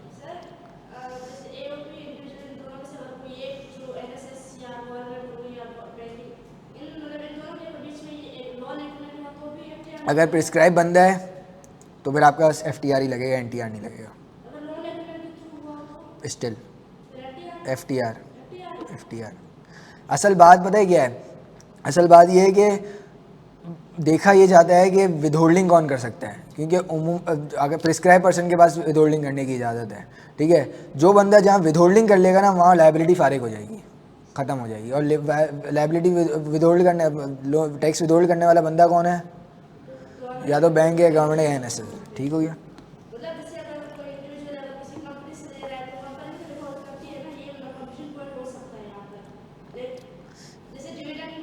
डिविडेंड करती है ना, प्रॉफिट ऑन डेट थोड़ी विदहोल्ड करती है, कंपनी है, फॉर एग्जाम्पल ये उस्मान फूड ने, उस्मान चाइनीज़ ने हसनैन फूड से लोन ले लिया.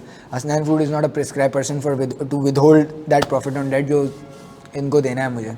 ठीक है, मैंने इनसे लोन लिया था, मुझे प्रॉफिट ऑन डेट देना है, मैं विदहोल्ड नहीं करूँगा. ये बैंक से लेते तो बैंक विदहोल्ड करता, मैं विदहोल्ड नहीं करूँगा. जहाँ मैंने विदहोल्डिंग नहीं करी तो ये फिर क्या करेंगे, इनकम फ्रॉम अदर सोर्सेज में एनटीआर में शो है. एक होता है profit on debt on Behbood saving certificate और पेंशनर बेनिफिट अकाउंट. ठीक है, अब ये क्या होता है, ये बहुत ही लंबी स्टोरी है. ठीक है, सेविंग सर्टिफिकेट बहुत सारे आते हैं, जैसे नया पाकिस्तान सेविंग सर्टिफिकेट आया था आज से कोई 2-4 साल पहले.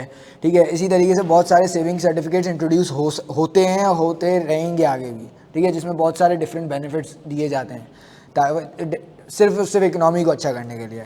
जब इन्फ्लेशन बहुत ज़्यादा है या इन्फ्लेशन बहुत कम है, ठीक है, इन्फ्लेशन जब बहुत कम होती है ना तो ये भी अच्छा नहीं होता मुल्क के लिए. ठीक है, इन्फ्लेशन या मनी पैसे को मार्केट के अंदर लाने के लिए ना गवर्नमेंट की एक पॉलिसी होती है कि वो लोन सस्ते रेट्स पे दे. ठीक है, याद रखना कि जब इन्फ्लेशन ज़्यादा होगी ना, जब भी इन्फ्लेशन ज़्यादा होगी तो गवर्नमेंट ये चाहेगी, हमें इकोनॉमिक्स पढ़ाने बैठा हूँ, कि जब भी है ना क्या बोलते हैं, इन्फ्लेशन ज़्यादा होगी ना, इसका मतलब कि मार्केट के अंदर पैसा बहुत ज़्यादा यूज़ हो रहा है. क्या हो रहा है, बहुत ज़्यादा यूज़ हो रहा है, कि मार्केट में लोग हर चीज़ खरीदने के लिए हर अमाउंट पे रेडी हैं. इन्फ्लेशन आती तभी है. फॉर एग्जांपल ये घड़ी है, ठीक है, ये 5,000 रुपये की घड़ी है. ठीक है, 5,000 रुपये की इसकी डिमांड भी पूरी कर रहे हैं लोग. कल मैं इसको 6,000 का कर दूंगा, 6,000 की भी खरीदने आ जाएंगे. 7,000 की कर दूंगा, 7,000 की भी खरीदने आ जाएंगे लोग. क्यों? क्योंकि मार्केट के अंदर पैसा बहुत ज़्यादा है, बैंकों के अंदर पैसा कम है, लोगों की जेबों में पैसा बहुत ज़्यादा है. ठीक है, जब मार्केट के अंदर पैसा बहुत ज़्यादा होता है ना तो गवर्नमेंट क्या करती है, गवर्नमेंट पॉलिसी रेट को बढ़ा देती है, इंटरेस्ट रेट को बढ़ाती है. क्यों बढ़ाती है? कि वो बोलती है आपका जो 10 करोड़ रुपए है ना, 5 करोड़ रुपए हैं, 50,000 रुपये हैं, 5 लाख रुपए हैं, XYZ जो अमाउंट है ना, आप मेरे पास जमा कराओ, बैंक के पास जमा कराओ, हम आपको 20% सूद देंगे. क्या देंगे? 20% वो इनकरेज करते हैं, वो इंटरेस्ट रेट को इंक्रीज करते रहते हैं टू इंकरेज कि भाई आप है ना बैंक में पैसा जमा कराओ, मार्केट में पैसा नहीं घुमाओ. मार्केट में क्या मतलब, इन्फ्लेशन बढ़ जाती है ना. इन्फ्लेशन अच्छी थोड़ी है, बहुत ज़्यादा इन्फ्लेशन भी अच्छी नहीं है, बहुत कम इन्फ्लेशन भी अच्छी नहीं है. स्टेबल इन्फ्लेशन सही रहती है. ठीक है, तो इन्फ्लेशन को कंट्रोल करने के लिए वो इंटरेस्ट रेट को बढ़ाते हैं टू इनकरेज के लोग बैंकों में पैसा ज़्यादा रखें, मार्केट में पैसा ज़्यादा ना घूमें. ठीक है, तो इसी तरीके से बहुत सारे ऐसे सेविंग सर्टिफिकेट्स आते हैं टू कंट्रोल दी या तो इन्फ्लेशन या किसी भी तरीके से इन्फ्लेशन. अब जैसे फॉर एग्जांपल सर्टिफिकेट इश्यूज हुए. सर्टिफिकेट इशू क्यों होते हैं?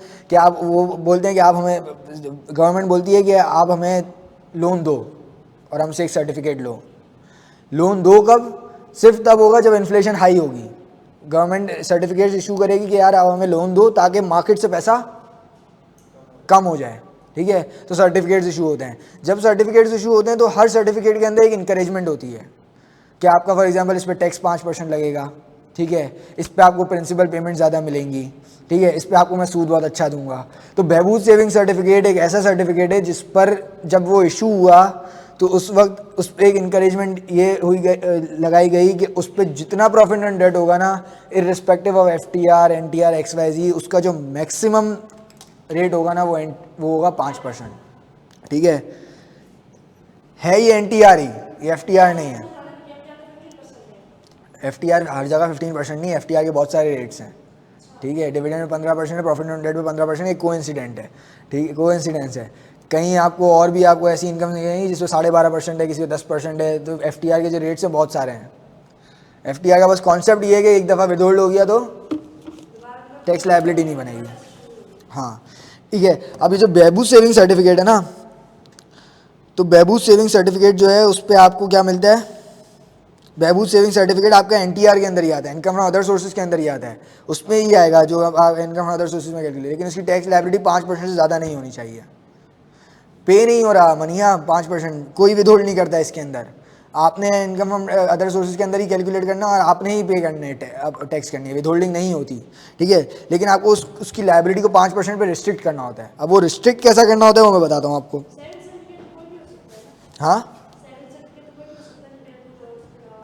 अभी जो हम बात कर रहे हैं जो 5% की है वो सिर्फ बहबूद सेविंग सर्टिफिकेट की. कोई और सेविंग सर्टिफिकेट आपके पास आ गया, नया पाकिस्तान सेविंग सर्टिफिकेट अगर एग्जाम में आ गया तो उस पर ये काम नहीं करना है आपने. सिर्फ Behbood saving certificate, specific to Behbood saving certificate ये बात हो रही है.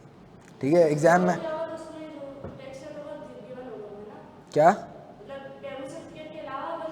तो फिर सीधा सीधा आपने अगर कुछ भी नहीं लिखा तो एनटीआर के अंदर उसको क्लास करना है, ठीक है, अगर कंपनी है। और अगर इंडिविजुअल है और गवर्नमेंट से लोन लिया हुआ है तो किधर जाएगा? अगर 5 मिलियन से कम है, 5 मिलियन से ऊपर हुआ तो कहाँ जाएगा? FTR, sorry NTR. हाँ, कोई और सवाल कर रहा था। अच्छा जी, अब हम इसको है ना देखते हैं कि बहबूद सेविंग सर्टिफिकेट के अंदर हम वो क्या करेंगे, क्या क्या करेंगे, रिस्ट्रिक्शन कैसे रखेंगे। फॉर एग्जांपल एक बंदा है जिसका नाम है अनस, ठीक हो गया। उसकी इनकम फ्रॉम बिजनेस जो है वो है फॉर एग्जांपल 5 मिलियन, ठीक है। उसकी उसका जो प्रॉफिट ऑन ऑन बहबूद है वो है 1 मिलियन, ठीक है। उसके बाद जो सैलरी आई वो आई कितनी? 5 मिलियन, ठीक हो गया। अब मुझे बताओ कि इसकी जो फॉर एग्जांपल टैक्सेबल इनकम है वो कितनी बनी? सही करी है मैंने? सही है, अभी लगा रहे ना।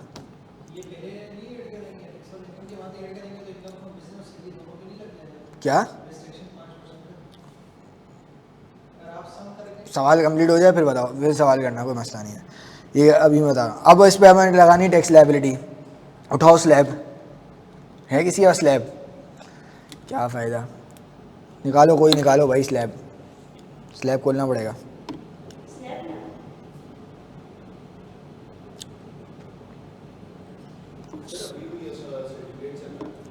बहबूद सेविंग सर्टिफिकेट सर्च मारो गूगल पे, शायद मिल जाए। हाँ, इन्फ्लेशन तो बहुत ज़्यादा हो रही है, पिछले साल से कम है।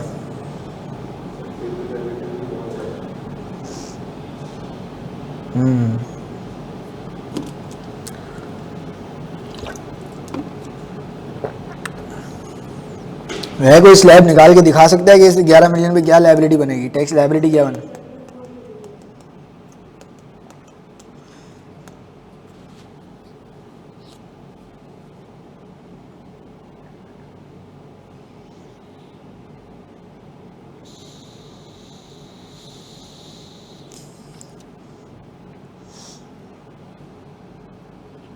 हेलो,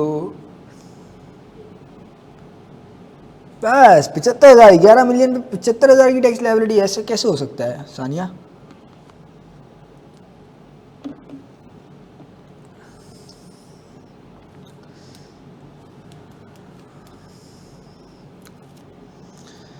पहले ये डिसाइड कर लेना इस पर सैलरी लगेगी कि अदर देन सैलरी वाला स्लैब लगेगा।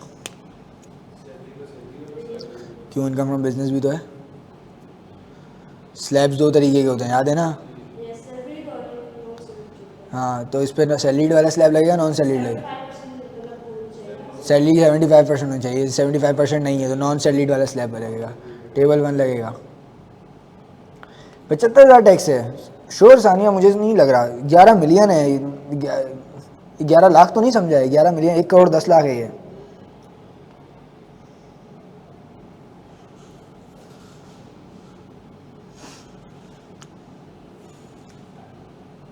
कहाँ है स्लैब पाशा भाई? उसको बोल रहा हूँ, पीछे वाले को। रुक जाओ यार,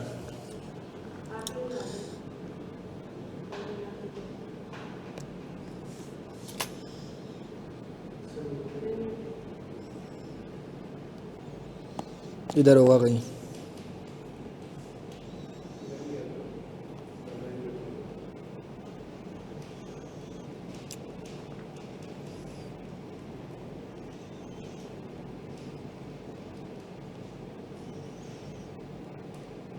ये करो भाई 11 मिलियन पे कैलकुलेशन।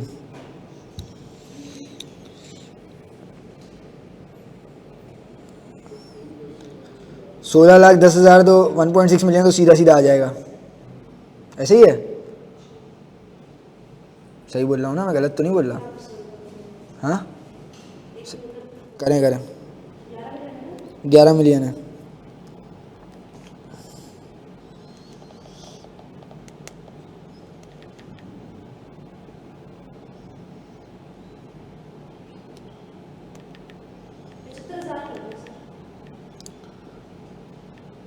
क्या हो गया आप लोगों को यार? मैं या तो मेरा दिमाग ख़राब हो गया। अब यही तो मैं बोल रहा हूँ, आप लोग 1.1 मिलियन क्यों समझ रहे हो? 11 मिलियन है। 11 3 दफ़ा ज़ीरो, फिर 3 दफ़ा ज़ीरो, 6 ज़ीरो। करें करें, वापस से करें। 4.04। मेरा कितना बना है देखने दो। हाँ 4.04।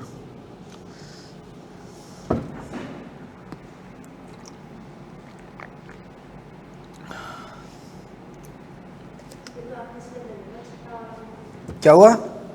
समझ आ गई नहीं आई? 16,10,000 एक लाइबिलिटी है और 11 मिलियन में से 5.6 माइनस करेंगी मिलियन, तो जो अमाउंट बनेगी उस पर 45%, 4.04 बनेगा। ठीक है, डन हो गया। अच्छा, अब आपकी टैक्स लाइबिलिटी कितनी बनी? 40400000। डन।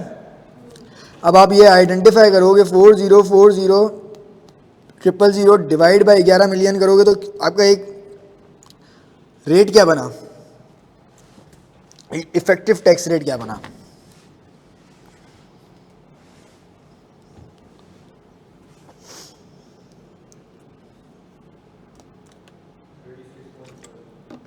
इतना 36.7। सही है, हम यहाँ तक साथ हैं। बहबूद पे जो 1 मिलियन की इनकम थी उस पर 36.7 का टैक्स लग चुका है, मानते हैं इस बात को? लग चुका है? क्यों नहीं लगा? लग चुका है से मतलब अभी हमने लगा दिया है, हमने कैलकुलेट कर लिया है 36.7। 404 तो ही लिखा है। सही नहीं है? 40400000। सही है। 40400000 डिवाइड बाय हमने टोटल इनकम करी, हमारे पास एक रेट आ गया। 36% टैक्स लग चुका है। मतलब ये कि ऊपर का 11 मिलियन जो है ना, उसके एक एक रुपए पे 36% टैक्स लगा है। ठीक है, हर 100 रुपये पे 36 रुपये टैक्स लगा है, हर 1000 रुपये पे 360 रुपये टैक्स लगा है तकरीबन। सही है? सही कह रहा हूँ? बहबूद पे कितना लगना चाहिए था? 5%। अब मुझे बताओ कि इस पे टैक्स कितना लग चुका है? 1 मिलियन पे 36.7% कैलकुलेट करो। इतना लग चुका है टैक्स। ये 4040 के अंदर शामिल है, सब साथ है मेरे। लगना कितना चाहिए था? What is 5%? 50,000 होना चाहिए था। मानते हैं इस बात को? अभी 4040 के अंदर कितना टैक्स शामिल है? लगना कितना चाहिए था? माइनस करें इन दोनों को। 3। इधर आएंगे आप 404 के अंदर 3,17,000 का एक टैक्स क्रेडिट डालेंगे, और जो लाइबिलिटी बनेगी अब आपकी 4040 में 3,17,000 माइनस करें। 372। ये आपकी टैक्स लाइबिलिटी है। हो गया रिस्ट्रिक्ट बहबूद सेविंग सर्टिफिकेट। सही है?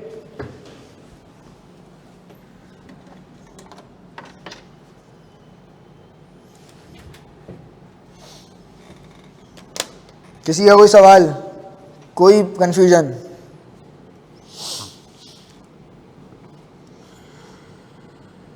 कोई कंफ्यूजन? क्या हुआ? अच्छा हाँ, कॉपी कर लें। मैंने इधर उधर लिखा है, बस आप सही से लिख लीजिएगा। ऑनलाइन वालों किसी का कोई सवाल? मनिया कोई सवाल?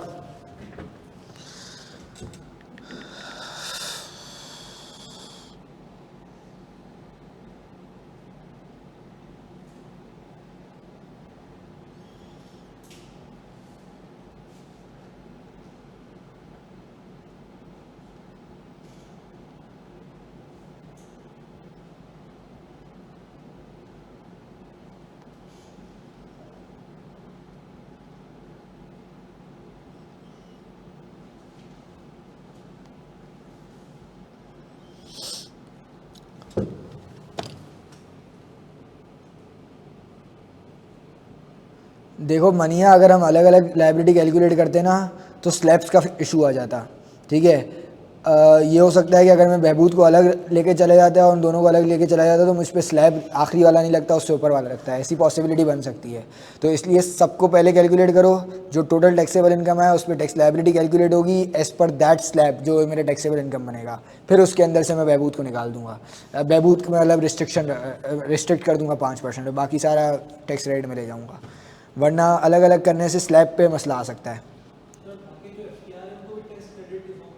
नहीं, देखो एफटीआर जो है ना वो आपकी कैलकुलेशन के वगैरह दिखाऊंगा कि एफटीआर आपकी इनकम की इनकम में शो होती है। जैसे डिविडेंड इनकम है 500 रुपये की, वो शो होगी कि आपने 500 रुपये कमाए हैं, लेकिन उस पर कोई लायबिलिटी नहीं लगेगी। जब हम कैलकुलेशन करेंगे हम आपको दिखाऊंगा उस पर, मतलब 500 रुपये इनकम नज़र आएगी, लेकिन उस 500 पे कोई लायबिलिटी आपकी नज़र नहीं आएगी, टैक्स लायबिलिटी।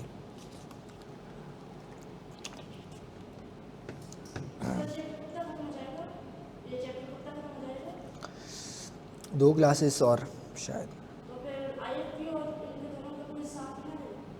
क्या?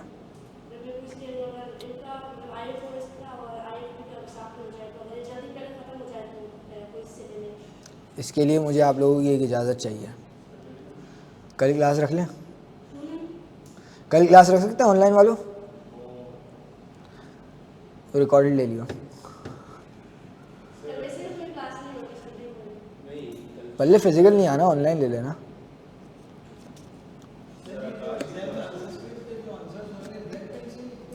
यार मैंने तो आज तक सारे ब्लैक से ही लिखे हैं, ब्लू नहीं, ब्लैक से ही लिखा है, और पेन भी मेरा एक ही होता था, उसी से मैं लिखता हूँ।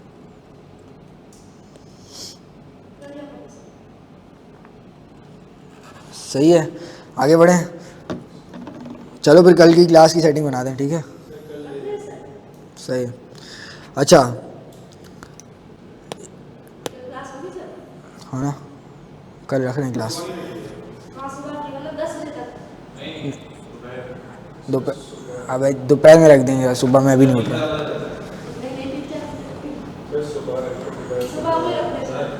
सुबह तो मैं नहीं उठ सकता भाई, सुबह तो मैं, फिनलैंड मुझसे 3 घंटे पीछे है, तो मैं ऑफिस वाले दिन भी 11:30 बजे उठता हूँ। वहाँ यहाँ 11:30 बजते हैं, तो वहाँ 8:30 बजते हैं, तो मैं तो अभी जल्दी नहीं उठ सकता आजकल। तो कम से कम भी 2-2:30 बजे तो क्लास होगी। 2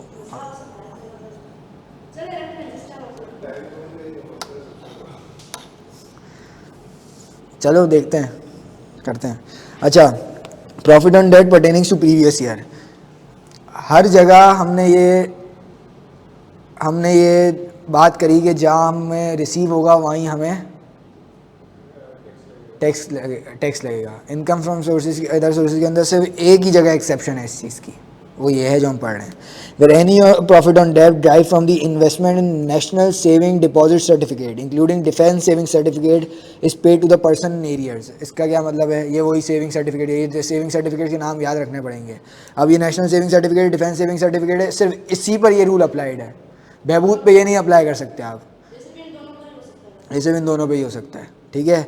अब फॉर एग्जांपल आपने एक डिफेंस सेविंग सर्टिफिकेट लिया, फॉर एग्जांपल 10 सर्टिफिकेट ले लिया और एक सर्टिफिकेट था ₹1,00,000 का, ठीक है। तो आपने 10 लाख रुपए के डिफेंस सेविंग सर्टिफिकेट्स ले लिए, ठीक है, 2014 के अंदर, ठीक है। 2014 के अंदर आपने ले लिए, 2015, 2016, 2017, ठीक है। इसमें आपके 1 मिलियन गया 1 मिलियन गया, मतलब आपने लोन दिया तो आपके जेब से 1 मिलियन गया। 2015 के अंदर फॉर एग्जांपल आपको 100 के आपने इंटरेस्ट कमाया, मिला नहीं, 2017 में आपने 100 के कमाया, मिला नहीं। यहाँ आपको कितने मिल गए? 1200 के, विच इज़ 1.2 मिलियन। सारा एक साथ, प्रिंसिपल भी मिल गया और इंटरेस्ट भी मिल गया 2017 में। 3 साल का सेविंग सर्टिफिकेट था, पहले साल आपने 1 मिलियन जमा कराए, एक साल आपको 1 लाख का प्रॉफिट हुआ, दूसरे साल 1 लाख का और प्रॉफिट हुआ, पैसा कुछ भी नहीं मिला, एंड में सारा आपको 12 लाख का एक साथ मिल गया। ₹1,00,000 आपने जो 10 लाख रुपये जो आपने जमा कराए थे, लोन दिया था, और 2 लाख रुपए आपका क्या सूद। 2017 में फॉर एग्जांपल जनवरी में हो गया, मिल गया, रिडेम्पशन हो गई, ठीक है, वरना इसमें ये भी शामिल करने कोई फर्क नहीं पड़ता, समझे गए। 13 लाख है आपके लिए, 13 लाख, ठीक है, बाकियों के लिए 12 लाख है, 13 लाख, ठीक है, लाख लाख लाख या जो भी 2 लाख, ठीक है, 12 लाख आपको एक साथ मिल गए। अब उसूलन जो हम पढ़ते हुए हैं, होना ये चाहिए कि पूरा 12 के 12 लाख एक साथ टैक्स होना चाहिए। कब? टैक्स ईयर 17 में। अभी मैं समझो ये टैक्स ईयर की बात हो रही है, ठीक है, ठीक है, 2017 में टैक्स होना चाहिए।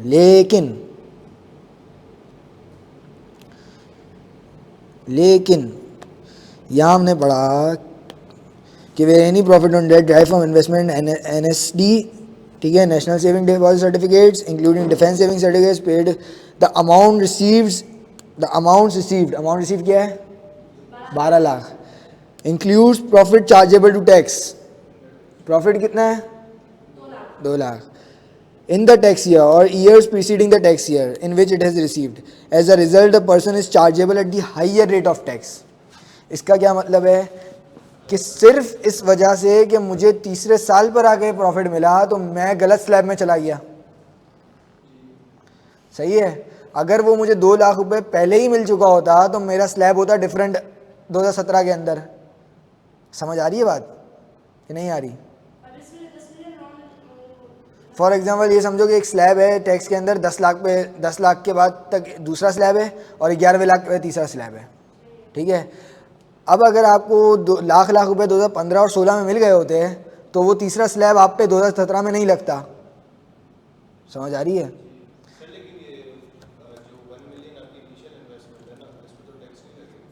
तो टैक्स लगेगा ही नहीं, उस पर टैक्स नहीं लगेगा, ठीक है। हाँ बिल्कुल सही कह रहे हो तुम, उस पर टैक्स नहीं लगेगा। लेकिन अगर तुम्हें ऐसा लगता है, अच्छा चलो ये तुम्हारी बात सही है, फॉर एग्जांपल तुम्हारे पास टैक्स स्लैब है 2 लाख रुपए वाला, ठीक है, अगर तुम्हें 2 लाख रुपए साथ मिलने हैं या 1.5 लाख का एक स्लैब है, ठीक है, 1.5 लाख का एक स्लैब है। अगर तुम्हें लाख रुपए 2015 या 16 में मिल गए होते तो तुम पे स्लैब लगता स्लैब नंबर 1, 1.5 लाख से नीचे वाला स्लैब लगता। एग्रीड? 2017 में तुम्हें 2 लाख एक साथ मिले तो उस वजह से तुम्हारे तो आप लोगों पे स्लैब लगा कौन सा वाला, स्लैब नंबर 2 फॉर एग्जांपल, जो 1.5 लाख से ऊपर वाला है, तो आप पे टैक्स लग गया ज़्यादा, ठीक है। और ये हुआ किसकी वजह से? गवर्नमेंट की वजह से, गवर्नमेंट की वजह से। गवर्नमेंट ने आपको एंड में पैसे दिए तो जितना आपका सूद था सारा आपको आज मिला, तो आप पे सारा का सारा सूद जब आपको अभी मिला तो आप पे बड़ा स्लैब लग गया। तो अगर आप पे बड़ा स्लैब लगा सिर्फ इस वजह से कि सिर्फ आपको पैसे लेट मिल रहे हैं, समझ आ रही है? तो होगा क्या? As a result, the person is chargeable at a higher rate of tax than would have been applicable if the profit has been paid to the person in the tax year. कि अभी आप पर चूंकि आपको late पैसे मिल रहे हैं तो आप पे बड़ा हाइयर स्लैब लग रहा है। अगर आपको पहले मिल गए होते तो आप पे इतना बड़ा स्लैब नहीं लगता, आज आप पे लगता वही लाख वाला स्लैब। आखिरी साल भी आपको लाख रुपये मिलते तो लाख वाला स्लैब लगता, लेकिन चूंकि अब आपको बहुत ज़्यादा पैसे मिल गए तो आप पे बड़ा स्लैब लग रहा है, ठीक है। तो बंदे के पास ऑप्शन है, द पर्सन में by notice in writing to the commissioner elects for the profit to be taxed at the rate that would have been applicable if the profit had been paid to the person in the tax year relates.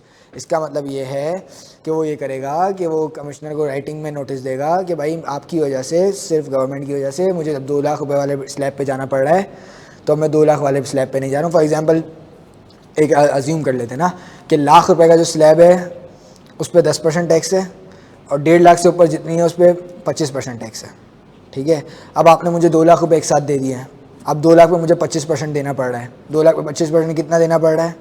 50,000 रुपये देना पड़ रहा है। कितना देना पड़ रहा है? 50,000। कमिश्नर साहब मैं 50,000 रुपये आपको नहीं दूंगा, मुझे मिल जाने चाहिए थे ये लाख रुपये। कहाँ? कब?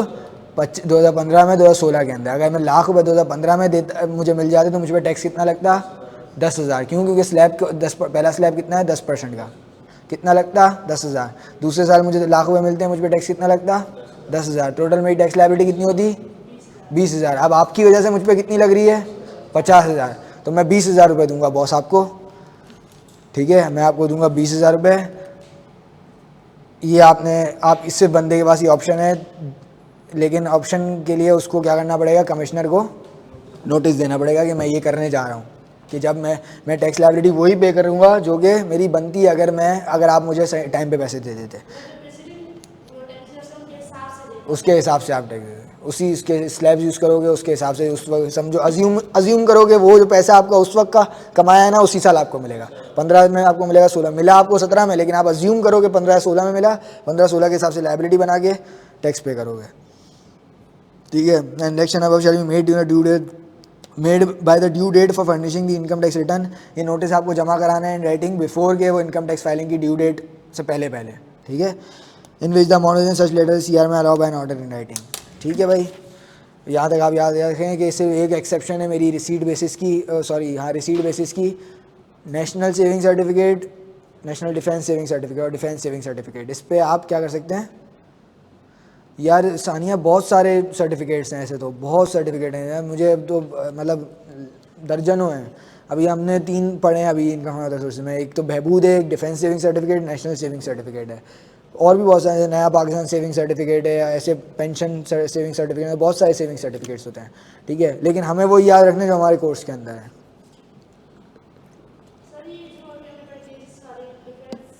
तो सर फिर हम ये एक्सेप्शन आइडेंटिफाई कैसे करेंगे, क्या मतलब कौन सी एक्सेप्शन?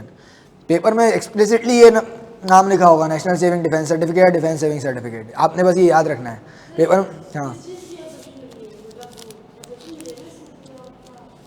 एग्जाम्पशन सिर्फ इस चीज़ की मिली है कि हम इनकम फ्रॉम अदर सोर्सेज के अंदर रिसीट बेसिस पे टैक्स चार्ज करते हैं। हम इनकम फ्रॉम अदर सोर्सेज के अंदर टैक्सेबिलिटी किस हिसाब से करते हैं, जब हमें पैसा रिसीट होता है। तो 2 लाख मुझे 2017 में रिसीव हुए, नॉर्मल सर्कमस्टांसिस के अंदर अगर मेंटोस ज़िंदगी हम जी रहे हो तो 2017 के अंदर हमारा क्या हो, 2017 में पूरे 2 लाख पे टैक्स लग जाए, ऐसे ही है नॉर्मल रूल के हिसाब से लगेगा। लेकिन एक्सेप्शन ये दी है इनकम टैक्स ऑर्डिनेंस ने नेशनल सेविंग डिपॉजिट सर्टिफिकेट को और डिफेंस सेविंग सर्टिफिकेट को, कि अगर इसका पैसा आपको लेट मिले, इसका प्रॉफिट ऑन डेट आपको लेट मिले, ठीक है, तो भले आप 2017 के अंदर इस पर टैक्स लायबिलिटी कैलकुलेट नहीं करना। क्यों नहीं करना? क्योंकि आप पे ज़्यादा टैक्स लग रहा है। आप अज्यूम करना कि आपको उसी साल के अंदर पैसे मिले थे, किस साल, जिस साल आपने कमाए थे, उस हिसाब से टैक्स लायबिलिटी कैलकुलेट करोगे, आपकी टैक्स लायबिलिटी कम बनेगी और उस कम टैक्स लायबिलिटी को आप FBR को पे करोगे। सिर्फ इन 2 सेविंग सर्टिफिकेट पे एक्सेप्शन मौजूद है और किसी सेविंग सर्टिफिकेट पे मौजूद नहीं है। ठीक है।